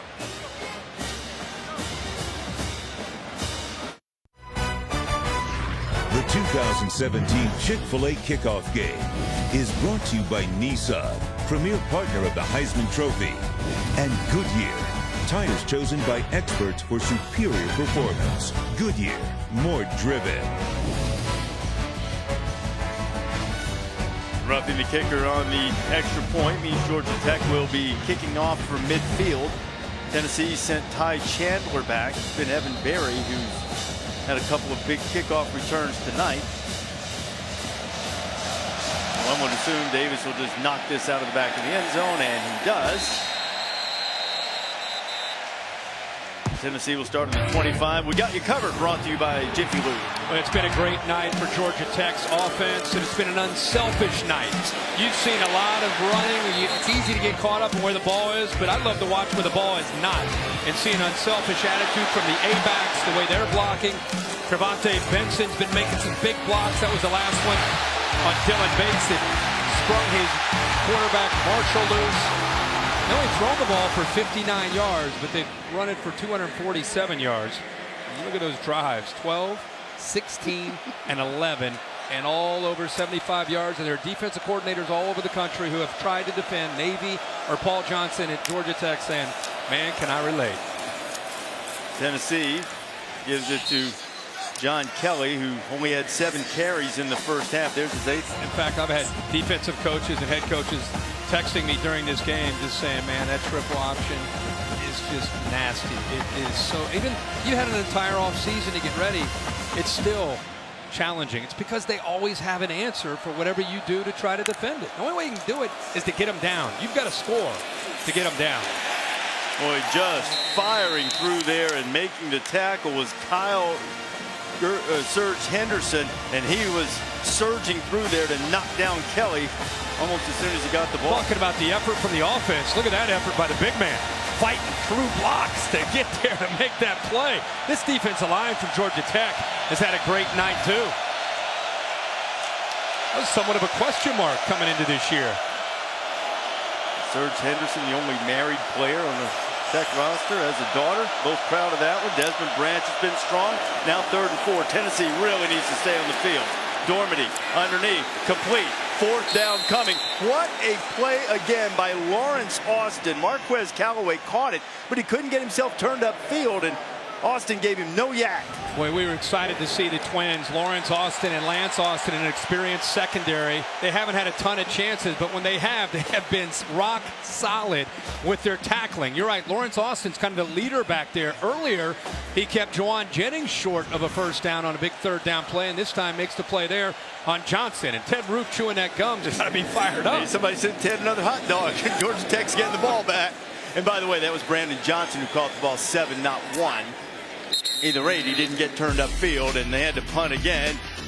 So Georgia Tech has it on the 15. 7:30 to go in the 3rd quarter. Will the Vols get the ball back before the 4th quarter?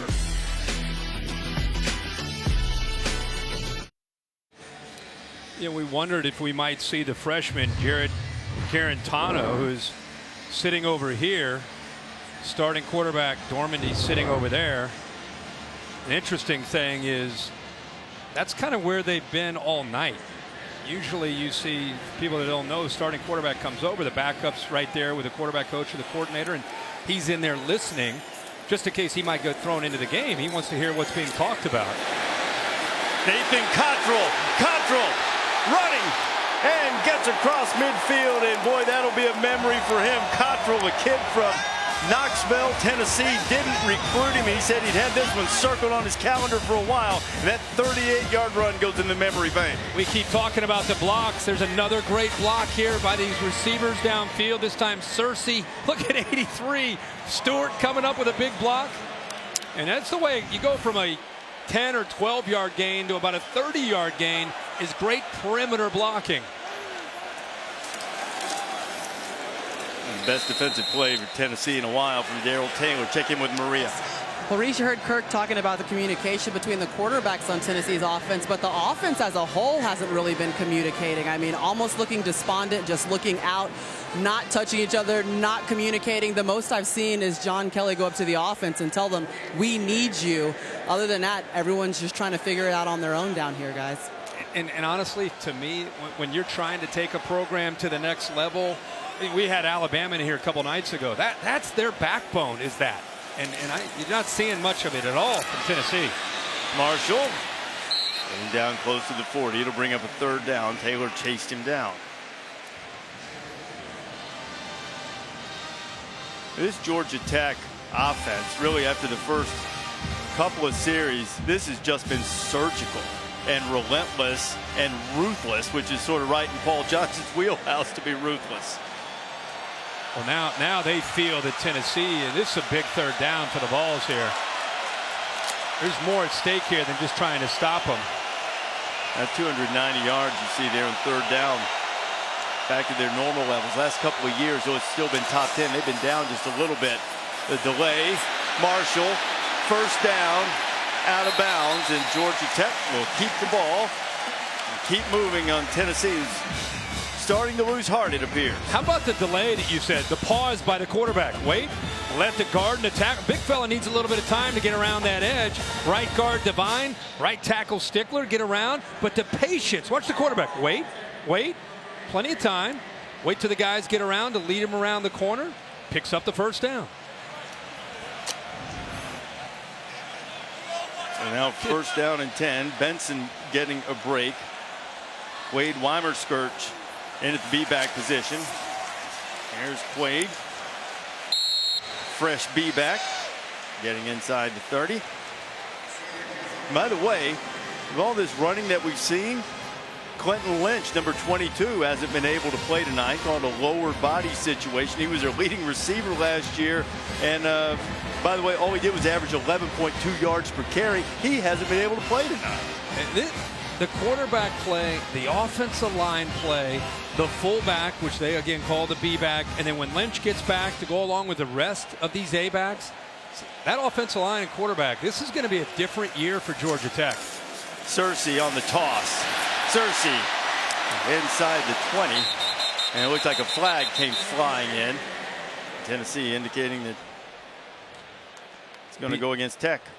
With all that execution so far through over 2.5 quarters, it'd be only the second penalty on Georgia Tech. That is. Think about that. That's remarkable and disciplined. Hallmark to their program. Personal foul. Illegal block below the waist. Offense number 55. 15 yards from the spot of the foul. Repeat, second down.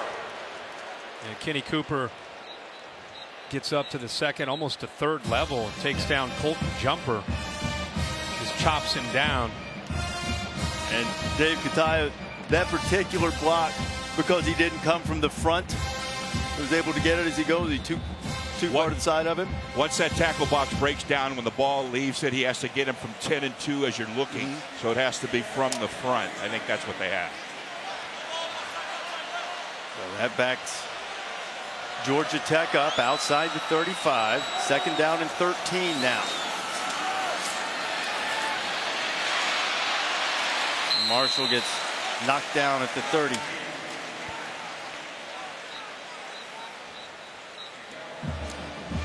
Can't tell you how impressed I am, Reese, by Taquan Marshall's night. You touched on some of his numbers. I think beyond the numbers, it's just the command of the offense. Making his first start, I thought Paul Johnson made a great point to us yesterday, saying that it's the third year in the system, and kind of can feel that tonight. Now, Kervonte Benson is headed to the Georgia Tech locker room. Maria hearing on the sideline that they're working on a cramp, so they'll try to get him straightened out. So Weimer Skirch, who got his first carry, stays in at B-back, and he'll be out in front. Marshall again firing. That was on the money on third down again, but this time an outstanding defensive play by Emmanuel Mosley to knock it away from Ricky June. It's a good effort there by Mosley not to give up on it, because you're right. Soft coverage. Ball is thrown there.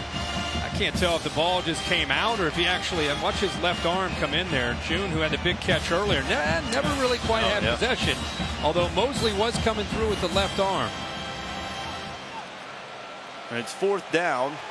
It'll be a 47-yard field goal. They're going to have to hurry to get this play off, or Johnson's going to have to burn another timeout. Yeah, he's just standing over there ready to call it. He'd call it. Yeah.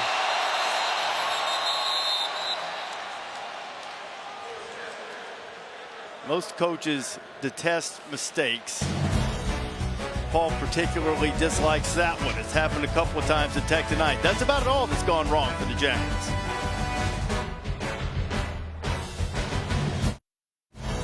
There it is, the ultimate prize in college football, the College Football Playoff National Championship Trophy presented by Dr. Pepper.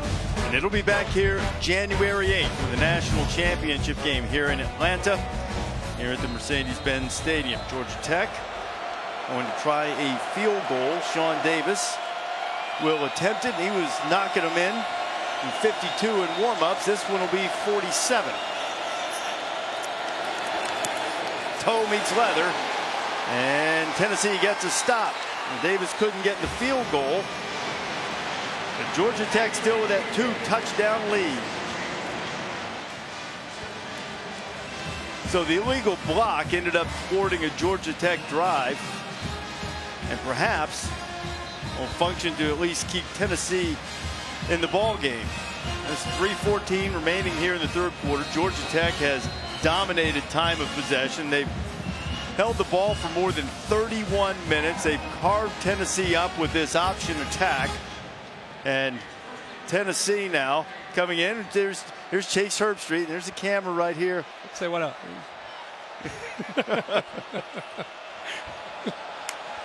Chase up here watching the game. Chase would like to run that option. Dormady throws it out in the flat. Incomplete. Pick up about 6. Now Saturday night, Chase has had a big weekend here. He enjoyed a couple of games before the Alabama-Florida State game. Here's Lee Fitting, Vice President, College Sports, firing. Hey! Way to hold on to that. Lee Fitting with an assist. Thought the catch was better than the throw. Just like his golf swing. Way to save him. Dormady picks up the first down for Tennessee. Chase had the Julio Jones jersey on for a while too. Helped him with that catch, especially in what's Julio's new house here. This is like the Lee Corso interview in Bloomington. Yeah. Might as well give him a headset. Yeah. Finish off the second half. I don't think Tennessee's that far out of it just yet. Going to have to totally empty the tank. That was only Tennessee's 6th first down, and miscommunication now as Dormady threw the go to Brandon Johnson, and Johnson broke off the route, so it'll be 2nd down and 10. Definitely worth reiterating that Butch Jones has a quarterback that's trying to throw, and in an obvious down 14, they got to air it out, and they don't have a lot of experience at receiver. Jennings out. Josh Smith isn't dressed tonight. A lot of new faces out there. Test the timing. This time on the same page as Johnson makes the catch. You know, Herbie, this weekend I was talking to Georgia Tech's outstanding corner Lance Austin. He really anticipated Tennessee taking some deep shots at him and doing so early, and really the Volunteers haven't done that tonight. They haven't, when they had Jennings in the game before he was hurt, tried to take advantage of that size or anything against the smaller Georgia Tech corners. Tech said they were ready for it, but they haven't really faced it tonight up to this point. And that secondary, though, they played a lot of football. It was a veteran group. Dormady has his tight end. Wolf gets the first down and rumbles down to the 35-yard line. A nice job here, just kind of setting this up. Watch him set up a wall and get to the outside. Just a lot of traffic for that secondary to try to work through. Well-designed play there by Tennessee, and all of a sudden they've got something going here in Georgia Tech territory.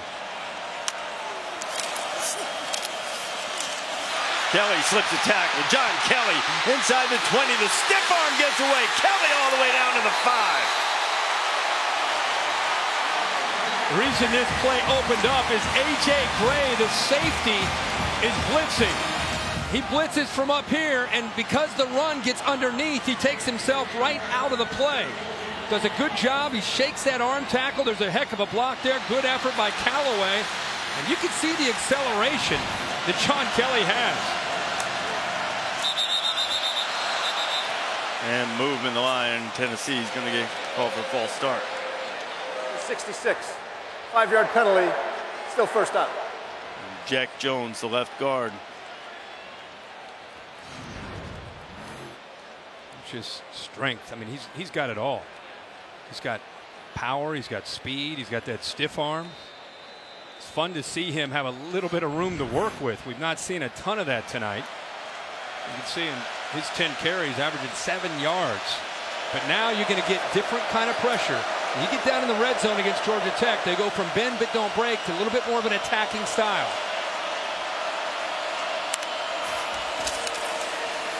Dormady to the corner, throws it out. Does he have it? Hang on, he does. Touchdown, Tennessee. Marquez Callaway.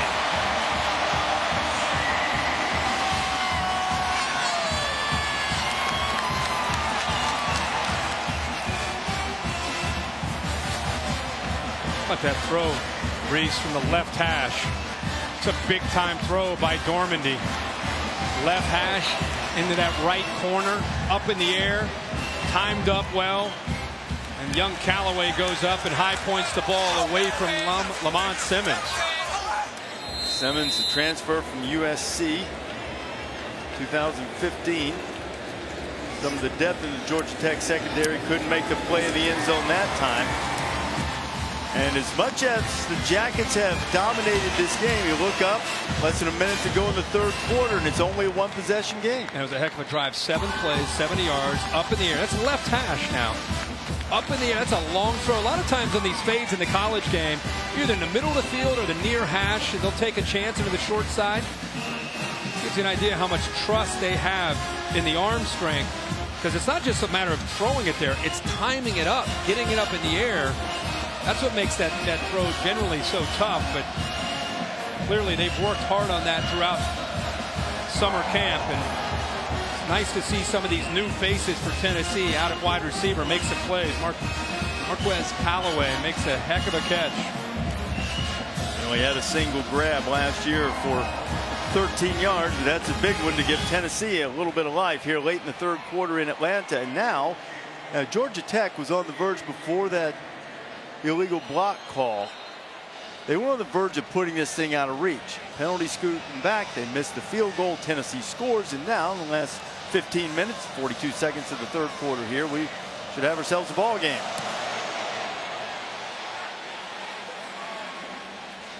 J.J. Green watches it bounce out of the back of the end zone. Jackets will take over on their 25. Saturday, what a tremendous matchup. Auburn and Clemson in Death Valley. Last year, Auburn gave Clemson, the eventual national champion, all it wanted on the Plains. Jarrett Stidham and the Tigers of Auburn against Deion Kane, Hunter Renfrow, and new quarterback Kelly Bryant. 7 o'clock Eastern time. Of course, you can always see it on the ESPN app if you're out and about. You know that touchdown does. I want to see the energy from this Tennessee defense. Finally, your offense gets a chance to show a little bit of life. Not only do you get within 7, but I'm gonna expect to see a different energy from Tennessee here after that score. Still no Cravante Benson. It's Weimer Skirch carrying the load. I think the question might be for Tennessee right now, Kirk. The spirit might be welling, but is the flesh too weak? That first drive, bringing that fullback, and he just lowers the boom, and that surge at the line of scrimmage goes 3, 4, 5 yards down the field, and even 6, 2nd and 4 now. What Paul called him yesterday, he's our journeyman here at the B-back. He also said he runs a little high. He'll learn.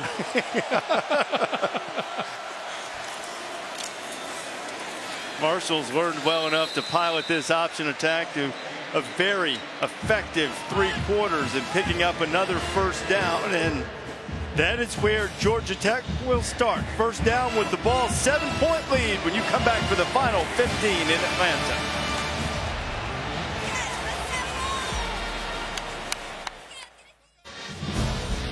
Starting the fourth quarter here in Tennessee is very enthusiastic about making sure all trash is picked up. He's running down, fourth quarter. Run down to the end of the field. That's not really what the bucket is for. We're going to put Maria on that story. I think we have an answer. First down for Tech. Here's Cottrell. Had a big run in the third quarter, and he has another one here. Picks up a first down and powers up to midfield. Maria, what's going on with the bucket? Well, guys, that's called the hunt the ball trash can. So every time the defense gets a turnover, they go ham and dunk it in the trash can. You got to get the trash out of here, okay? It's for takeaways, and they have it in practice. My boy Luke carries it around with the defense, and as soon as they get one, you'll see him run it over here and throw it down. And Maria early in the game with a big fumble, so then you get to go up and slam it into the bucket. That was the only turnover of the night. Cravante Benson has returned. On the roll, Marshall is a flag down in the backfield. Georgia Tech might have had maybe had an illegal shift. John O'Neill will tell us momentarily. I don't know if they called a hold, but they could have called a hold on Devine. Illegal shift. 2 men in motion on the offense. That penalty's declined. Second down.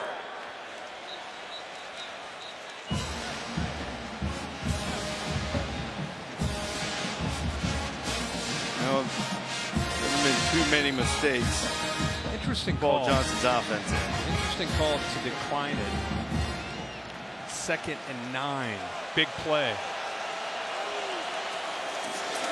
Afraid if they gave him another play, they get it back. This is what they like to do. Big time shot, and he hauls it in, and he hangs on. What a catch by Quay Searcy. They snuck him out right here. See how the defense is coming up, expecting run. They lull you to sleep. They wait for the right time. A heck of a throw by Marshall to put it up in the air to give Searcy with the speed enough time to get underneath it. Safeties and linebackers flying up. Abernathy's the only one that's back. Almost got there in position, but a perfectly thrown ball by Taquan Marshall. 42 yards on that one. He's completed 3 balls for 101 yards. Is that any good? He's had a tremendous debut as the starting quarterback, but he's snuffed out on that one. Watch Daquan Marshall spin the magic bean. Well, that is a great throw, and let's not forget about the catch and the effort to get his shoulder turned underneath. For young receivers, it's instead of laying out, watch him get his body turned, protects the ball from the ground, and comes up with that big catch. Searcy averaged 18 yards on his 10 catches last year, and that was a much bigger one at 42, but 18 a pop's pretty good. Marshall going for the end zone. Stewart might have gotten away with a hold there, but he gets into the end zone for the touchdown.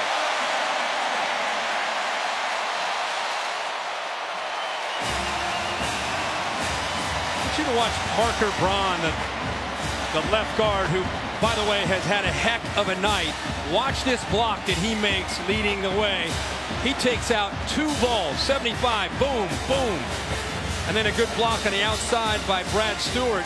Look at that effort by Stewart. Almost comes up with a hold, but gets away with it, pulls back, and the progressive pylon cam gets knocked out as Marshall gets it to the pylon and into the end zone for the touchdown. You know what? I think Stewart did a good job. I think that was a good no call there. Good. He pulled away just in It time. was very close. If he held on just a little bit longer, it would have been a hole, but he let go just at the right time. 28-14, an absolute kick in the teeth as a Ramblin' Wreck delivers. What a shot of Atlanta. Aerial coverage provided by Goodyear, committed to honoring blimp-worthy athletes who demonstrate hard work on and off the field. Goodyear, official sponsor of the college football playoff, a place that right now Tennessee looks to be a long way from. Everybody's a long way from it right now, but I cannot tell you how impressive this performance has been, not only from the entire team from Georgia Tech, but Daquan Marshall has been outstanding. They kicked that short. And I love that picture there of those players coming over as he was down stretching. They love and believe in this guy. You can feel it. He's had one game, but so do I. So, yeah, I mean, so far, so good, right? It's something about how it can affect your team when guys genuinely come over and love on the quarterback like that. Monday Night Football. I think all the Saints love Drew Brees. They'll take on the Vikings and Sam Bradford. That'll be the first of the doubleheader. And then Phillip Rivers and the Los Angeles Chargers against the Broncos. That's at 10:15 Eastern Time. Our version of Monday Night Football here in Chick-fil-A kickoff game. Second game here in Atlanta this weekend. Second matchup between the SEC and the ACC. Third matchup on the weekend. The SEC's won the first 2, but old Paul Johnson over there, he has had the SEC's number. 3-0 against the SEC East last year. Won 5 of the last 6 against the conference, and a 2-touchdown lead here in the fourth quarter.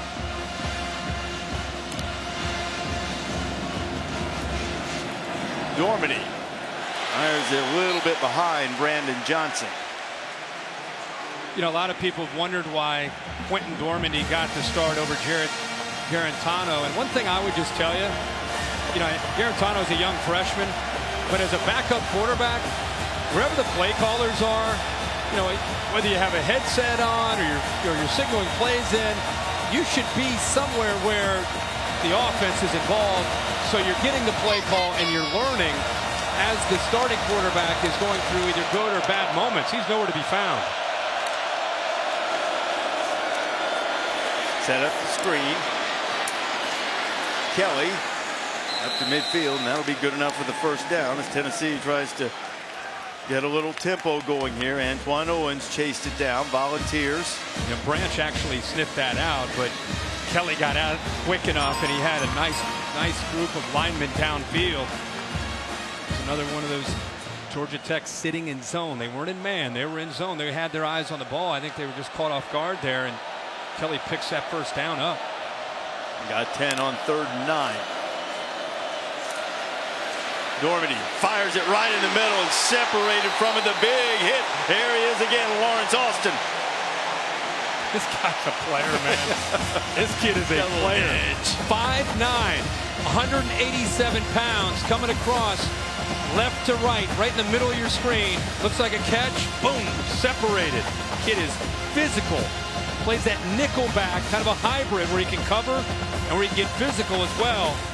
It's a guy that's easy to like, number 20, one of the twins here. Lance Austin, 17's the other.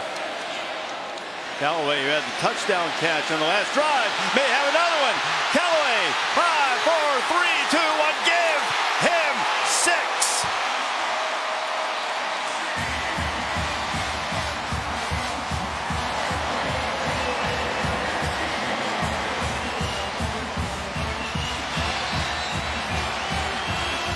Big Orange has looked dispirited at times, but you got to give him credit for hanging in there. They sure do. Back within a possession. Lance Austin, we just talked about him. He misses the tackle, and then 14 takes a poor angle to come over to try to knock him out of bounds. Corey Griffin. And we've seen a couple balls now. Some of these young receivers get a chance to make some plays, and young Callaway's having a night. 2 catches, 2 touches. 2 targets, 2 receptions, 2 touchdowns. And it is a 7-point game. Tennessee not out of it yet, and on what has been a scintillating weekend of college football. We got a little dessert for you. The sweet stuff coming.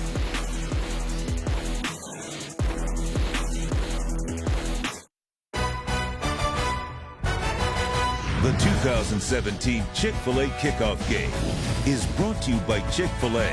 Start game day strong with the new Breakfast Hash Brown Scramble Bowl and the all-new Volkswagen Tiguan, the new king of the concrete jungle.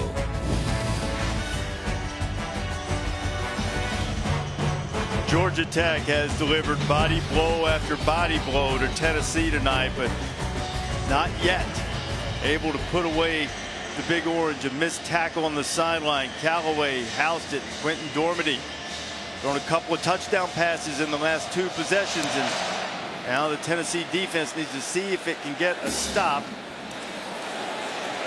J.J. Green, good coverage there. I think J.J. thought that ball was going to go out of bounds or into the end zone, and then it just died inside the 5. He had to grab it.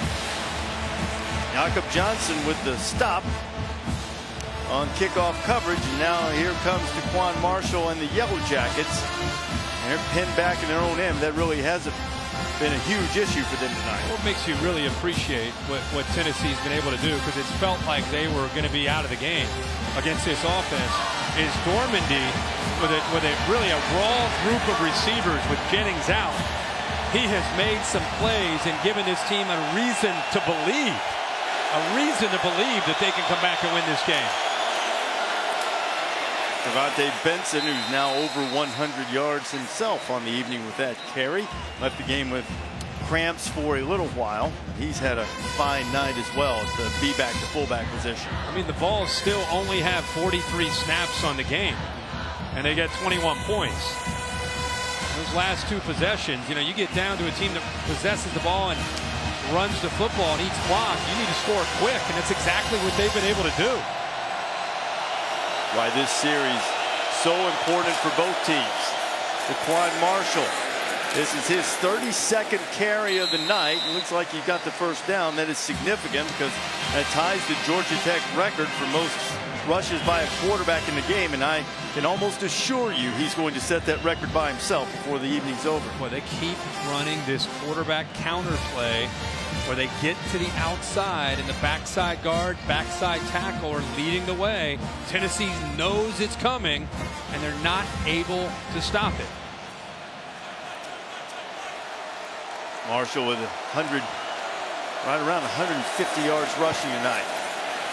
Here he comes again. He'll keep it in a couple of volunteers chasing down Micah Abernathy and Nigel Warrior, whose father was the great Dale Carter in Tennessee.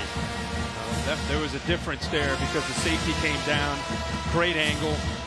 Warrior, but also Abernathy really did a nice job. This is a concern. Okay, this is the problem here. Yeah. Marshall headed to the sideline, and he has not moved that left shoulder now.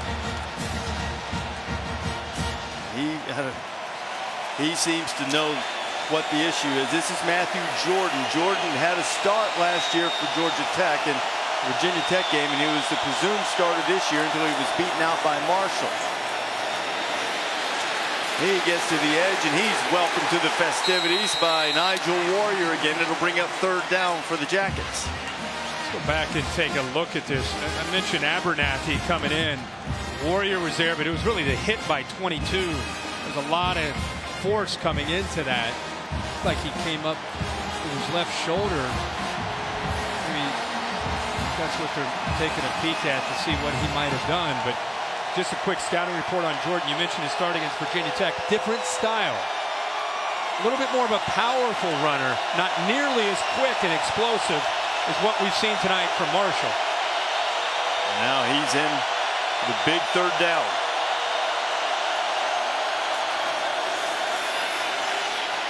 Tossing it up, has Searcy out there, and he couldn't quite put it on the money. Searcy wanted a flag, but Warrior was on the coverage, and the Vols are going to get it back.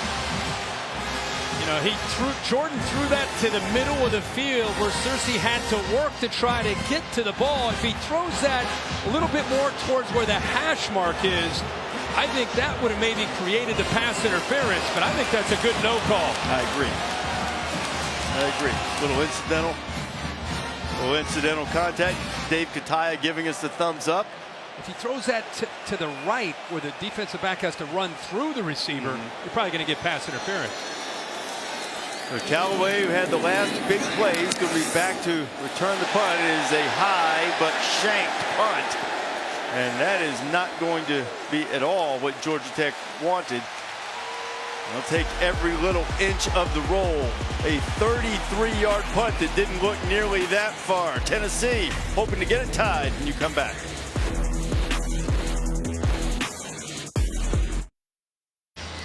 It's Daquan Marshall coming out to fire up the Georgia Tech defense after he had to leave the game for a moment. Love to see these first-time starters. Look at it. Early in the year, you're looking for some leadership, some of the intangibles, and it's neat to see both these quarterbacks in his second half in a heck of a game. 28-21 providing that. Tennessee scored touchdowns on its last two possessions, both touchdown passes from Quentin Dormady. Dormady finds Brandon Jackson. Boy, I think Dormady has kind of settled down. That first half, again, first-time starter, just kind of feeling things out. They didn't have the ball a lot. He was 8 of 20 for only 52 yards. Look at his second half, 8 of 11, 105 yards. And those two big touchdown passes to keep the Vols in this game and within striking distance. They're one score away from tying it up. Junior from Bernie, Texas, played for his dad in high school. Son of a coach, keeping his composure, firing and misfiring, and probably fortunate that that wasn't picked off by Lance Austin. Well, they got pressure here. And all quarterbacks try to keep their focus downfield. But watch this just at the end of this play by Glanton, 97. See how the quarterback's falling back as he's throwing the ball? Anytime a quarterback's falling sideways or falling back because of pressure, 9 out of 10 times that's going to affect his accuracy and velocity on the ball. And that's affecting the quarterback. Not a sack, but affecting him. 3rd and 6. Dormady taking that shot. And beautiful play in there by Step Durham. And Durham hurt himself as he hit the deck, but he was going for Brandon Johnson. And Durham got a hand in there. The ball is thrown back to the inside, making it easier for Durham to come back and play the ball. It just kind of hung up there instead of getting it thrown out to the outside. I'm not sure that Durham actually touched it as I initially thought, but he was in there bothering the receiver. And to your point, throw it up to the outside, and it's a harder thing for him to do. So the Georgia Tech defense comes up with a very important stop. Fair catch by Stewart. Jackets have the ball back with 8 minutes to go.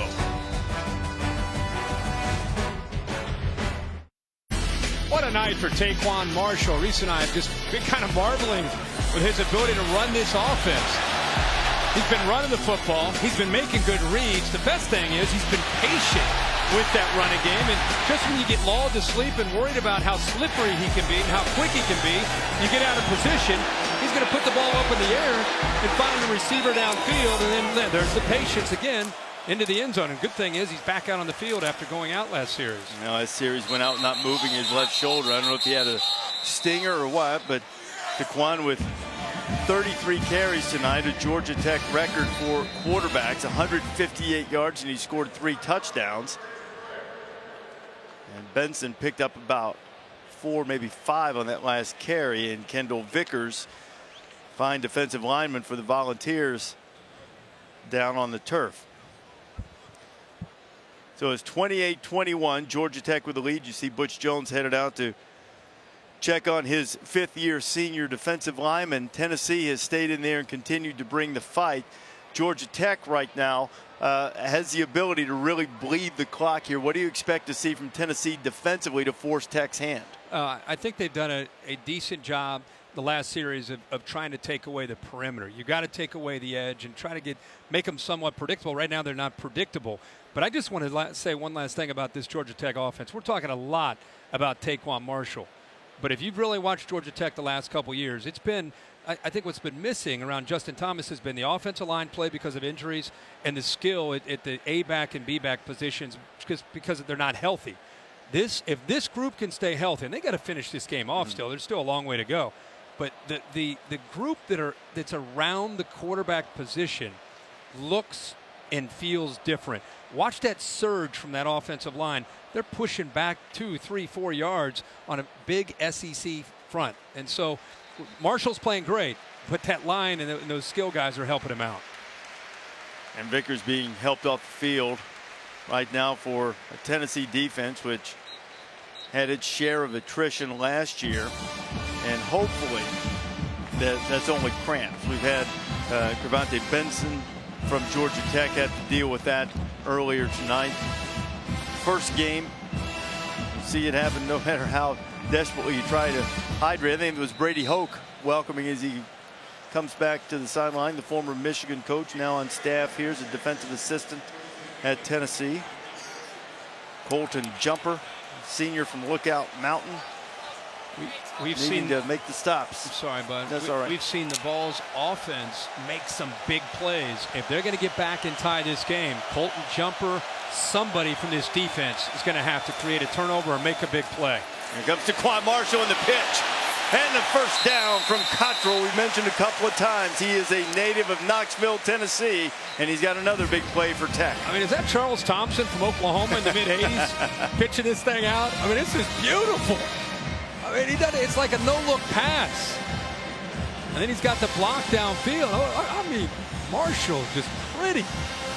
And then his body goes limp after he pitches it out there, and he is tough to deal with. For those of us of a certain age, that was a staple of every college football Saturday for a long time in the 70s and 80s. Brings back some nostalgia, just like that big fullback Benson does too. Who is your favorite to run that? I loved Thomas Lott, and being from where I'm from, I love Steady Steppin' Shealy, Dothan, Alabama too. He was pretty good at it for Alabama. I mean, Jamel Holloway, all-timer at Oklahoma. Yeah. I love Charles Thompson too. I like Thomas Lott. Thomas Lott was nice. Was great. J.C. Watts. Yeah. Shout out to J.C. Second down and 7. No bother to pitch this time for Marshall. Marshall's free. First down and a lot more into Volunteer territory. Chains will move. Clock will run.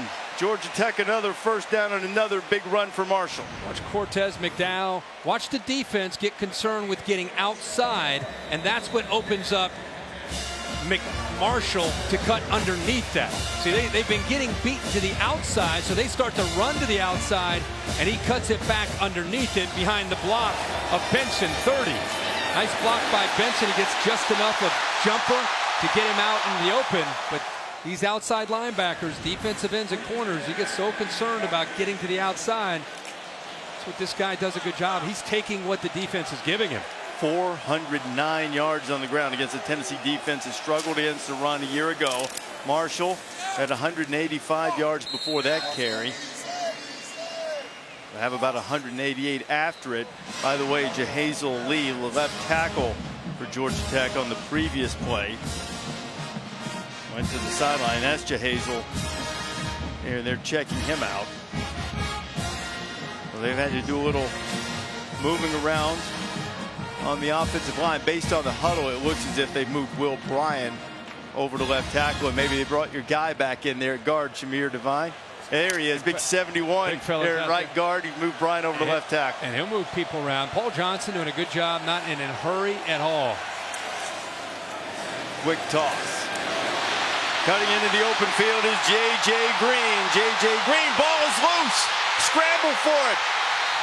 Did Tennessee come up with it? I think Micah Abernathy got it. Second turnover of the night. And Jonathan Congo was the one that knocked it loose. We got to get the bucket out. Here it comes. Get the big can. Well, I was just about to say again, what a great job of Cole. We got it. Oh.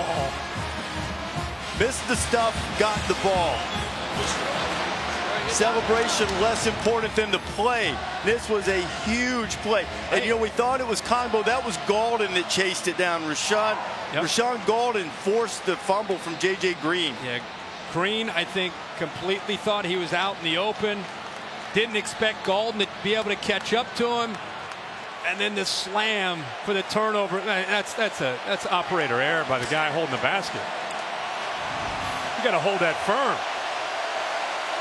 So that strip, fumble and turnover might have kept Tennessee in this one. Now the Vols have a long way to go, but they've got a chance. I like Keep it on the ground to start. Yeah. Plenty of time here. That's what I was going to say. Chance to go. There's no reason to just line up and throw it all over the place, even though that's what they've had success with. I like to see them get back there and put the ball in the hands of maybe their best playmaker. It is their best playmaker, John Kelly. Just remind that Georgia Tech defense, hey, we're not just going to sit back here and let you take shots at our quarterback. We're still going to run the ball.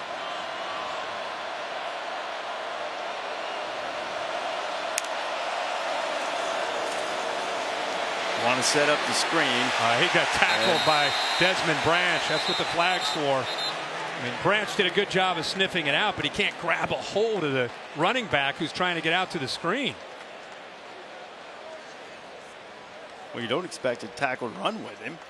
Well, he's pretty nifty. Defense number 99. 10 yards from the previous spot. The yardage results in a first down. Again, Branch is a pretty athletic guy and pretty aware, pretty good instincts. He's right here. He'll right away see this play is trying to be designed. Right here, he just grabs him, just literally trying to tackle him. Tennessee getting further and further away from that goal line of theirs. I'm not even sure. I think Desmond might have thought he had the ball for a second. Either that or he's like, you know what? We'll take the penalty. We're good. We're good. Yeah, good. I'm not getting him any other way, right? So it's a first down for Tennessee. Back to the ground with Kelly. You know, that's one of those, and I asked, because we've seen so much of quarterback zone read with Josh Dobbs. I said, can Dormandy pull it once in a while? He said, you know, he's athletic enough to do it once in a while, and if he would have pulled that out in that case, he's around the edge for 7, 8, 9 yards. Defense not respecting him in the run game at all. So keep that in mind maybe later in this drive.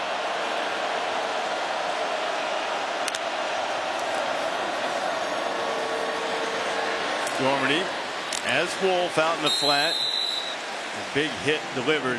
The pads pop from the defensive back. It's often one of the Austin twins, Lawrence in this case. Here's Ted Roof, who as a player had 25 tackles in the game against Tennessee back in 1985. He needs some of his guys to turn in that kind of effort on this drive here on third down.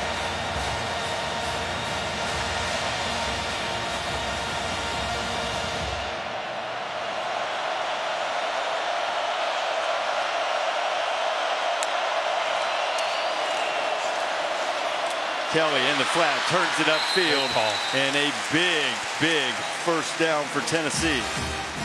That is a great call.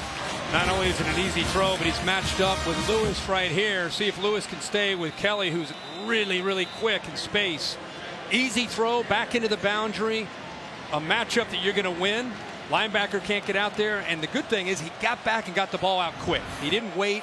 He threw it right away, and the reason that's important into the short field, it gave Kelly enough time to turn the corner and pick up the first down. They've moved it outside their 30. Dormandy looks like he wants to take a deep shot. He does. Jump ball and caught. Callaway again. Every play a big play for Marquez Callaway tonight. His third catch. He's starting to become his favorite target as far as big plays are concerned. He just threw this up and hoped that the defensive backs would struggle to adjust to the ball. And that's exactly what they did. They got lost.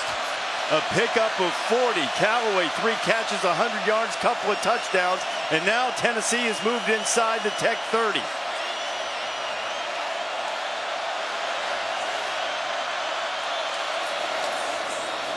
Kelly slips a tackle. Kelly headed to the 10-yard line. Another first down for the Big Orange. How about Jack Jones, the left guard in here? Kendrick, watch the left side collapse to allow Kelly to cut back. Watch how important this is on the back side. When you have a tailback like Kelly, and then he makes another guy miss. That was a play designed to go right. His vision brought him back to the left, and he made Austin miss and picked up more yards. Just over a minute and a half to go. There's Kelly, over 100 yards, and into the end zone. Tennessee's within 1.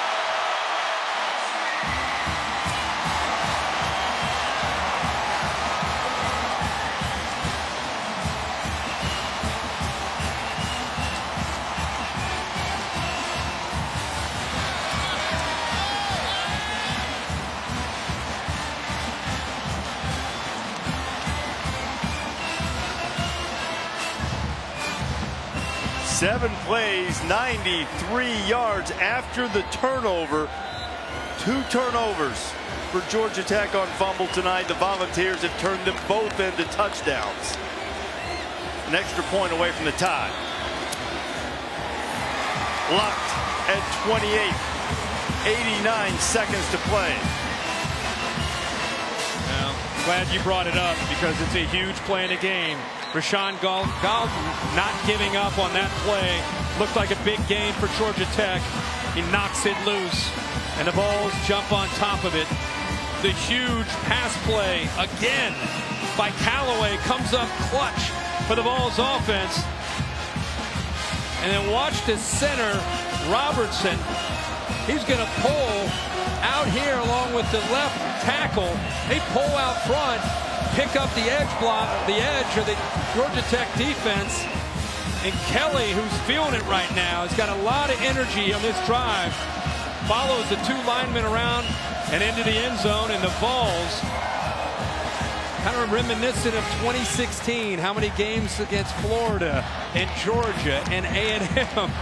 They gave their fans a lot to get excited about last year. And a lot of thrilling moments, and they're going to start 2017 the same way. We still got a minute 29 to go. Georgia Tech last year, Kirk, was 3-1 in 1-possession games. Now they have 89 seconds. Conventional wisdom is this spread option can't move that fast. And Paul Johnson was just talking about it yesterday.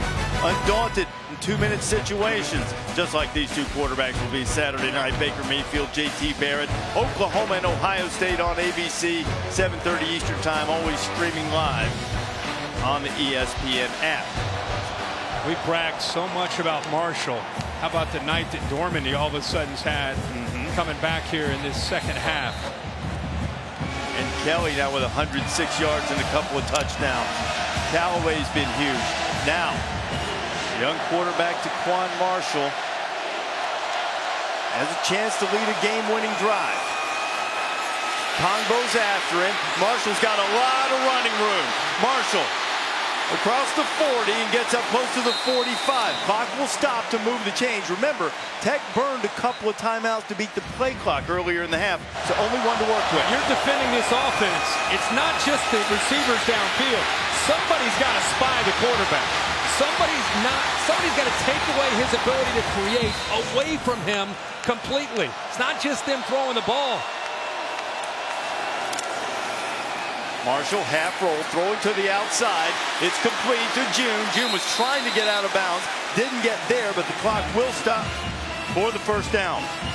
Tennessee electing to go with softer coverage, giving a free release to these wide receivers, and that allows Marshall and the receivers to throw in rhythm something they work on every day in practice. Got to challenge those receivers. Into Tennessee territory, Marshall fires to the outside. Another completion, but a good tackle by Tennessee's Mosley to keep the clock moving out there. I understand you don't want to give up the big play, so you got to give the cushion. But all they need is a field goal. I mean, these games of 8 and 10, they're moving the ball. They're already at the 37-yard line. And getting very close, just a couple of yards away from that field goal line. Marshall doesn't need to take a sack. Hit as he throws, has a man out there, and if he'd been able to hold on just a second longer, he would have had a touchdown. So 3rd and 2, 25 seconds to go. You surprised at all that they threw deep there, so close to field goal range? Long field goal for sure. It's broken coverage. Marshall is slow to get up. He's trying to tell him that he can stay in, but that was a broken coverage by Tennessee. The reason he had to throw deep is because he recognized his receiver, Searcy, is just going right down the middle of the defense, and nobody picked him up. Tennessee catches a big break there. Okay, now Georgia Tech has to get to the line here. Play clock is down to 7.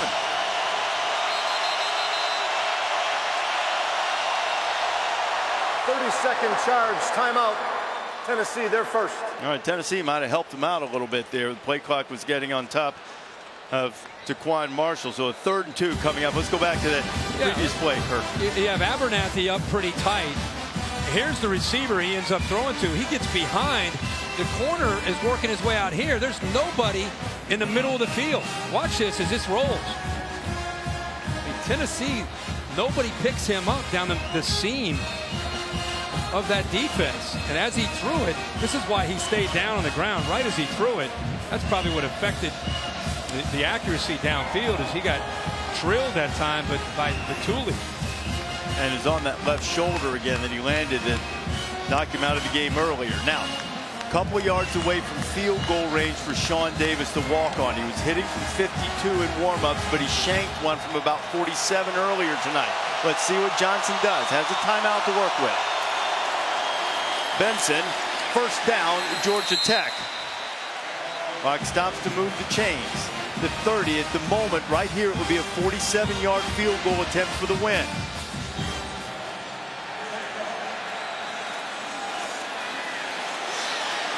Marshall gets out. They raked at the football. Marshall's headed for the boundary, and he gets out of bounds with 10 ticks to go. How about that? I mean, he is bottled up. It looks like he's down. He's got 2 Tennessee defenders that have him, and he's going to force him to use that timeout, but he outruns both of them. You see pressure from the defensive end, right there from the right, gets away from Colton Jumper, picks up a block, and is able to get out of bounds and also pick up about 6 or 7 yards. Marshall has set a Georgia Tech record for rushing yards by a quarterback, and is not nearly as important as what happens in the next 10 seconds. Marshall got to get down. They've got a timeout to call. Marshall picks up a few more yards, and Georgia Tech will call the timeout with 3 seconds to go, and they'll bring on the field goal unit to try to beat Tennessee at the horn. This is what you hope for on a Monday night, Labor Day night, college football. Butch Jones, by the way, that previous play was worked up. He's still working the official because he felt that Quay Searcy, he blocked him in the back. And I think he's got a pretty good argument. Watch this from the left as he's trying to get out of bounds. Watch this block right there, push in the back on Golden. And that's what actually allowed him to get to the sideline to get out of bounds. So not only potentially missing a block in the back, also keeps him on his feet to let him get out of bounds. And that Butch Jones, Butch Jones still livid. So Sean Davis, a redshirt sophomore from McDonough, Georgia. Last year he appeared in one game and had a kickoff into the end zone. His first night as the Tech place kicker, and he will try to win the game from 36 yards out. And Butch going to call this timeout, you think? Yep. Tennessee will let the youngster think about it for a little while. I referenced a miss earlier tonight in the 3rd quarter from 47. Head came up. He swung through. Got to keep that head down. follow through tonight, or we're going to go to overtime. Like you said, Paul Johnson, when we talked about 2-minute offense with him yesterday, there's a few things you bring up. All you got to do is bring up a topic, and he kind of gets ready to go. He's ready for a little discussion. And 2-minute offense, he says, you know, I laugh when people think we can't run a 2-minute offense. He's like, they just did it. I know. Good. I know. Nice. Now they just got to finish it off, see if they can hit this field goal. They got another timeout, by the way. Butch standing by the official. He's going to hit it again. Now, what do you think about that? Now you know. Now you know he's not going to call a timeout. Davis can settle in and go. I sort of like the idea. Keep him guessing. You know, he may be expecting that timeout, doesn't get it. You know, Blackie, Mike Black, who is your spotter, usually up here with Chris Fowler. He's a former kicker at Boise State, Arena League, great kicker in his day. But I'm a big believer that kickers are head cases, generally speaking. And so anything you can do to get inside their head, right, Blackie? Anything you can do to get in their head, I think always is going to work to your advantage. Blackie doesn't have a working microphone, and we're all thankful for that, but he just handed me this note. It said, this can backfire. Time to calm the nerves. This series has a history of being won and lost by field goal kickers. Happened a couple of times for Tennessee's Fawad Revez, and now Sean Davis will try to be the hero. 36 yards out.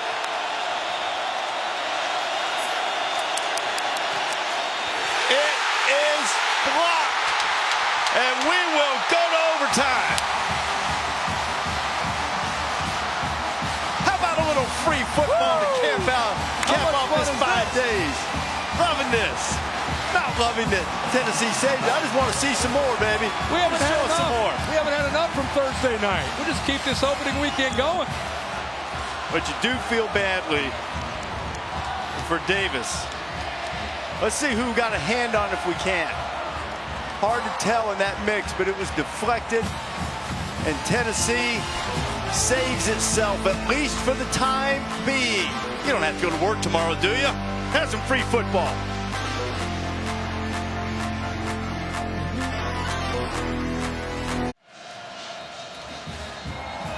Georgia Tech had a chance to win it at the gun. And Sean Davis's 36-yard attempt deflected. That's big Paul Bain in there. About the big fella getting his right paw up there to knock it down.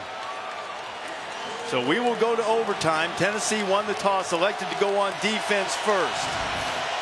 The Volunteers played overtime 20 times. Nobody's played it more. Taquan Marshall on the pitch. There's Cottrell. Nathan Cottrell gets a first down. He's inside the 15, so a successful first play for the Jackets. So you got a guy in a dive, you got a guy in a pitch, and then you got to worry about who's going to be able to take the quarterback. So you take the quarterback away, and then you got to deal with a block like this. Outstanding. We've seen this all night from Quay Searcy. Look at him. He's putting the safety Abernathy on his heels. And they pick up a first down on the first play. And it's the execution and the blocking they're getting on the edge there. That time it was Searcy.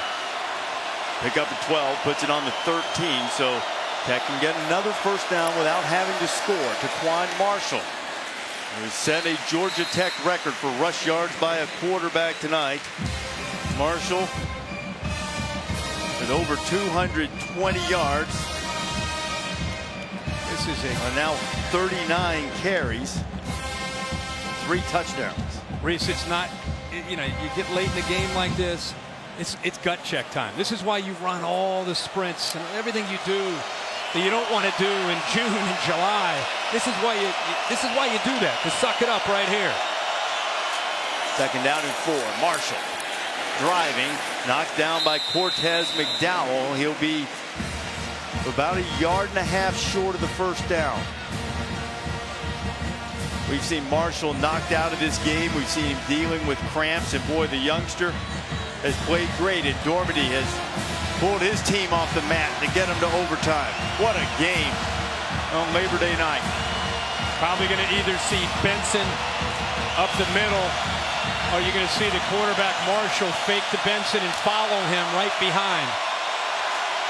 It's what most of their short yardage plays have been. Here's Benson. Benson driving toward the goal line. He has the first down, but not the touchdown. It'll be first and goal for the Ramblin' Wreck. keep going back to this. Just cannot say enough about the line play tonight. They're going up against a lot of big bodies, SEC talented guys. Look at the line surge. Look at them push the orange jerseys backwards. Watch this. That's their goal, push the line of scrimmage back. That's exactly what they did there for Benson. An easy run, an easy first down. Georgia Tech over 500 yards rushing tonight. They need one more. Marshall diving. Did he break the plane?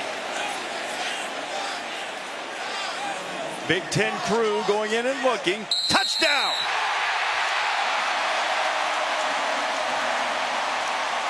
Fourth of the night on Marshall's 41st carry. And Georgia Tech jumps on top.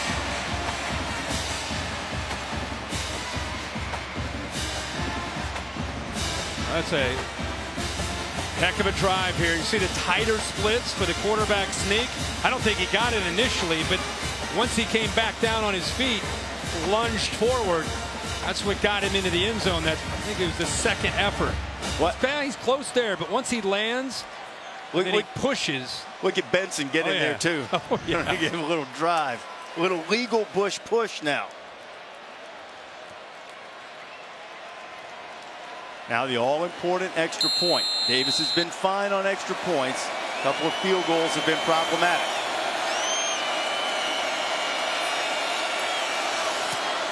Seven-point lead. Tennessee's turn. So if I'm Tennessee here, I'm thinking about, obviously, I need to score a touchdown. If I score a touchdown, with the way that offense on the other side of the field is going to move the ball, I'm going for two. First time. You don't have to do it until third overtime. I'm going right now. Finish it now. Right now. If I'm Butch Jones, I don't like my chances of continuing to go out against that Georgia Tech offense. If I score, I'm going to come up with my favorite two-point play. And I'm going for two. Let's see. First, I got to worry about trying to score a touchdown. I think our buddy Lee Corso calls that first guessing. Yes. Not second guessing. Yeah, exactly. I don't want to see that quarterback from Georgia Tech again if I'm Tennessee's defense. 25 yards away. Ball's down 7. Their first possession in overtime. Dormady pulled it. Kirk, you've been calling for that for a while, and not the huge play, but about 5.5, maybe 6. Hey, to start a drive in overtime? Yeah. That's beautiful. We've been waiting and waiting. They're not respecting it. Look at the linebackers. They're already taking off, trying to chase down John Kelly. They're misplaced. It's a good job. He's not going to run like Josh Dobbs, but hey, you're going to take 5 or 6 yards every time. High snap. Dormady did well to get it down and better to get it in the hands of Kelly, who is going toward the end zone. Kelly pushing. And they'll mark him down just short. It'll be first and goal for Tennessee. Great effort to be able to go up and make that play by the quarterback. But how about young Trey Smith, the right guard? Watch the block that he has on the right side with Marcus Tatum. They're just blowing people off the line of scrimmage. We just talked about Georgia Tech. Now Tennessee's line pushing people back. Back to Kelly. Hit the backfield. Extended the football. But did not get it in. That's an example where Dormady, if he keeps that ball, he walks into the end zone. And he gets back there sometimes predetermining what he's going to do with the ball. But if he pulled that out, we got a Georgia Tech player down. Serge Henderson. Kyle Serge Henderson, who's holding around his left ankle. Now, he got away with it, so it's not a big deal. But on first down, I'm not a big fan of running backs extending the football. He was trying to get it across the goal line. They did not give it to him. They're having a look right now. But I'm not a fan of doing it anyway on first down. Yeah. Too big a risk. Yeah, I mean, that you know how easy that ball could have popped Yeah, out. that's Brant Mitchell exactly what I'm talking about. Smacking at the ball. All right, let's see here. Progressive pylon cam. That's a touchdown. That is a touchdown. That's going to be a touchdown. Yeah. Or it should be. That's a good look at it. That's why we have the best technical crew in the business, right? Right on the line. Get all the toys right on the line. Right on the line there, boys. Whenever the progressive pylon cam shows up, we mean business. The ball broke the plane in possession of the ball carrier. As a result, it's a touchdown. Okay, let's see. That was really easy running it against the Georgia Tech defense. It might be a little bit gassed, and Kirk said initially go for 2 and win it. But they're sending out the extra point unit. That was a heck of a drive by Tennessee. Starting with a quarterback run. Right side of that offensive line. Trey Smith, the right guard, the true freshman, has had a big night. He and Marcus Tatum, the sophomore right tackle, just pushing people back. And again, you give Kelly a little bit of wiggle room, he's going to do some damage.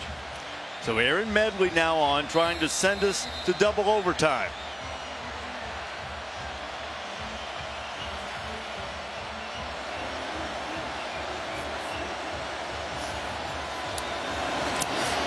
Play on. 35-35. This time Tennessee will have it first in the second overtime.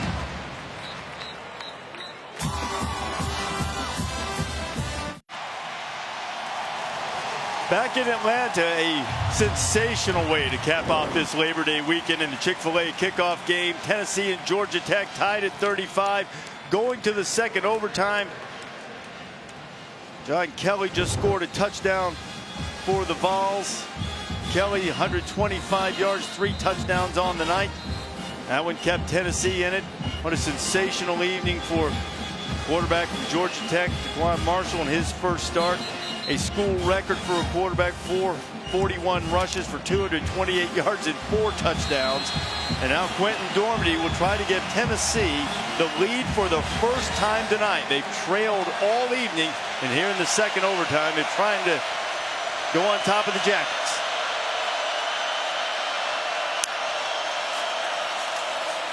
Here's Kelly. Could not in the first overtime get him on the ground, but they do after a pickup of about half a yard. Terrell Lewis on the stop along with Antonio Simmons. Yeah, Lewis just instinctively shoots that gap. He's able to squeeze through the right guard in the center. Keep Tennessee to a short gain.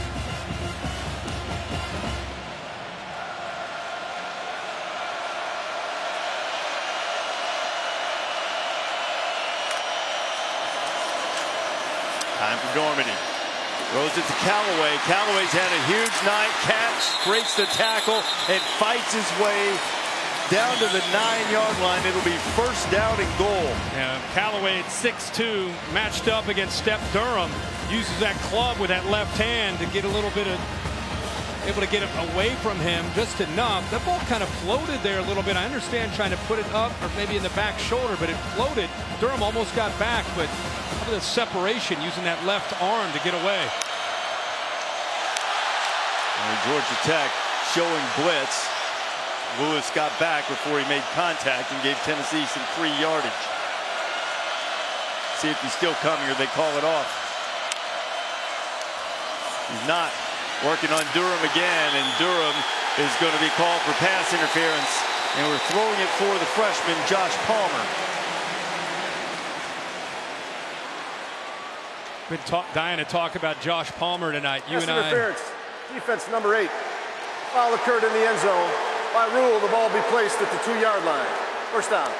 You and I were talking to the coaches, and they talked about how he moved from Canada down his senior year down to Florida.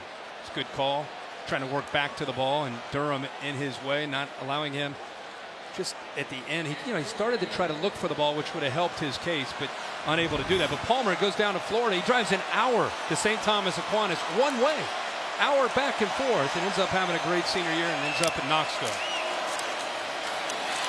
Kelly into the end zone, touchdown Tennessee.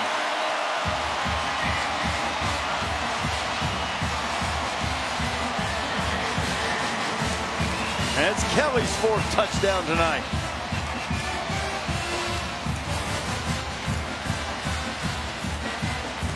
Kelly has had a big night, and he is a hard back to tackle when he gets down low like that.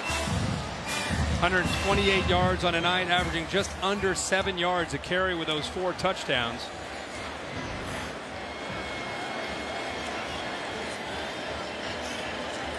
Medley to make it a 7-point game, and he does. And now the pressure is on Georgia Tech. The Jackets trailing for the first time tonight. A game that looked to be firmly in control by Georgia Tech. Very few miscues on offense, but 2 fumbles led to 2 Tennessee touchdowns, one of which came at the end of a long run, which would have made it a 2-possession game late in the 4th quarter. And now Tech finds itself needing to score here to avoid the loss. You know, the UCLA game, I think, is a really good example. The team down 44-10. They come all the way back to win, 45-44. Not only was that a big win, but it also helps them to try to build on their season. Week 1, facing adversity, come back. That's the same opportunity that Tennessee has right now after the way this game went early. Marshall looking for the edge, and he'll pick up about 5. Ball came loose. Marshall ruled down.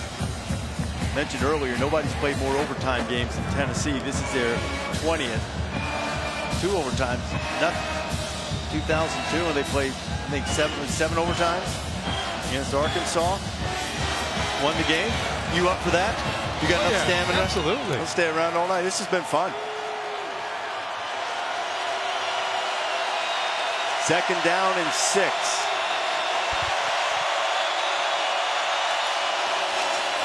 Marshall following. It'll be 3rd down. And with that surge, Kirk, sometimes it looks as if a play was stopped cold, and then you look up and watch the yard marker where the ball spot, and you got 3. Still sets up this 3rd down. Need to get the ball to the 15. It'll be about 2 yards short, obviously.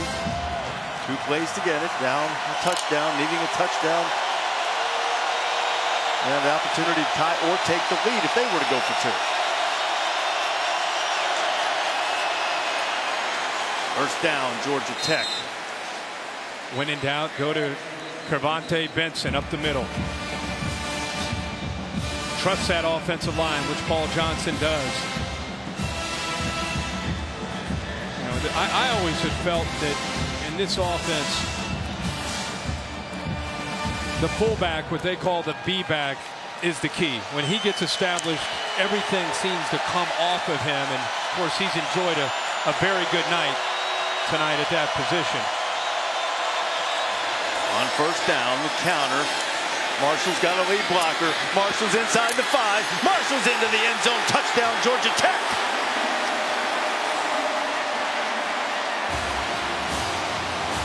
Now the Georgia Tech, Paul Johnson, they're going to go for 2. Yep. But you see this play, it's been all night. The reason it's tough to stop is he's either going to get the block and go to the outside, or if you try to go wide, he can cut underneath it. Here it is coming right to you. And Parker Braun's done this. He's taken out a couple Vols defenders all night on this play. And that'll be a play all year that Marshall's going to have a lot of success running outside, and then he can cut back underneath. And of course, there's those receivers. This time, Ricky June picking up a great block downfield. Daquan Marshall, 44 carries, 249 yards, and 5 touchdowns. Good call on the starting quarterback, by the way, Paul Johnson. 5 rushing touchdowns is a Georgia Tech record. Number of carries and number of yards, a Georgia Tech record for quarterback. But now they need to get it in the end zone one more time on the 2-point conversion, which appears to be what Paul Johnson's going to do. 3-1 in 1-possession games last year. He moved the ball to the kind of the right middle on the field here. So a night filled with drama here in Atlanta will come down to this final play. A 2-point conversion attempt. Win or lose right here. All in.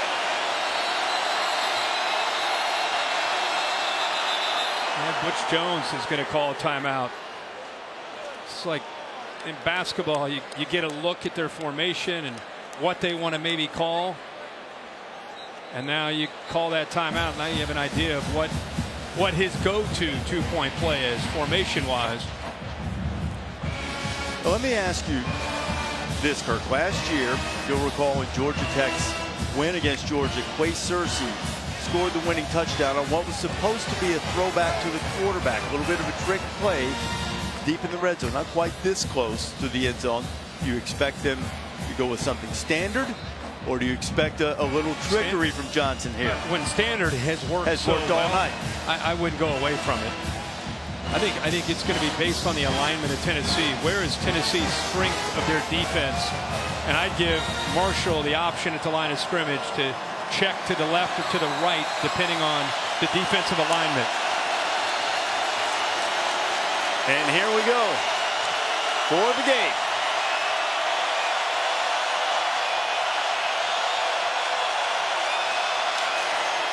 Marshall has help. He laterals it. Did they get it in? No. They're calling him down. The ball game is over. Darrell Taylor makes the play, and Tennessee wins it.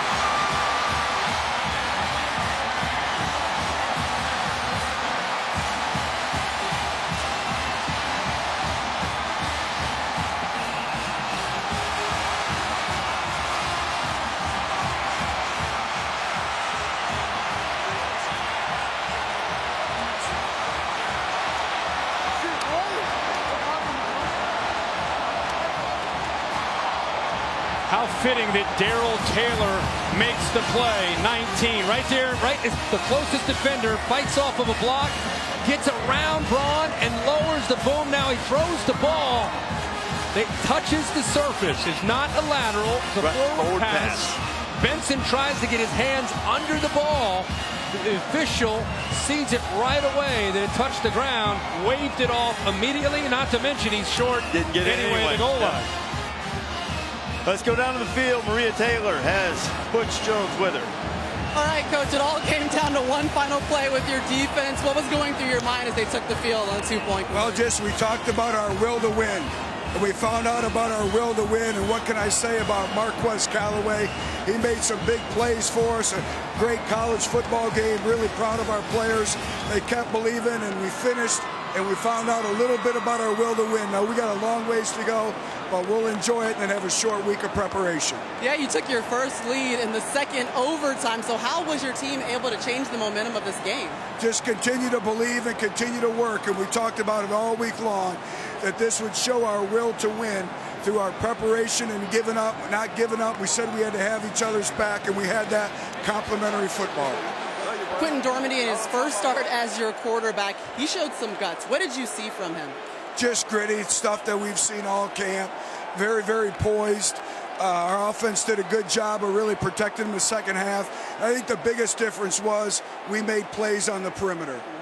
Where does this team go from here? What have you learned, and how do you carry it over into week 2? We're just 1-0, and obviously we're working to be 1-0 next week. But a great win for us, a great way to get the season started. All right, congrats, Coach. Thank you.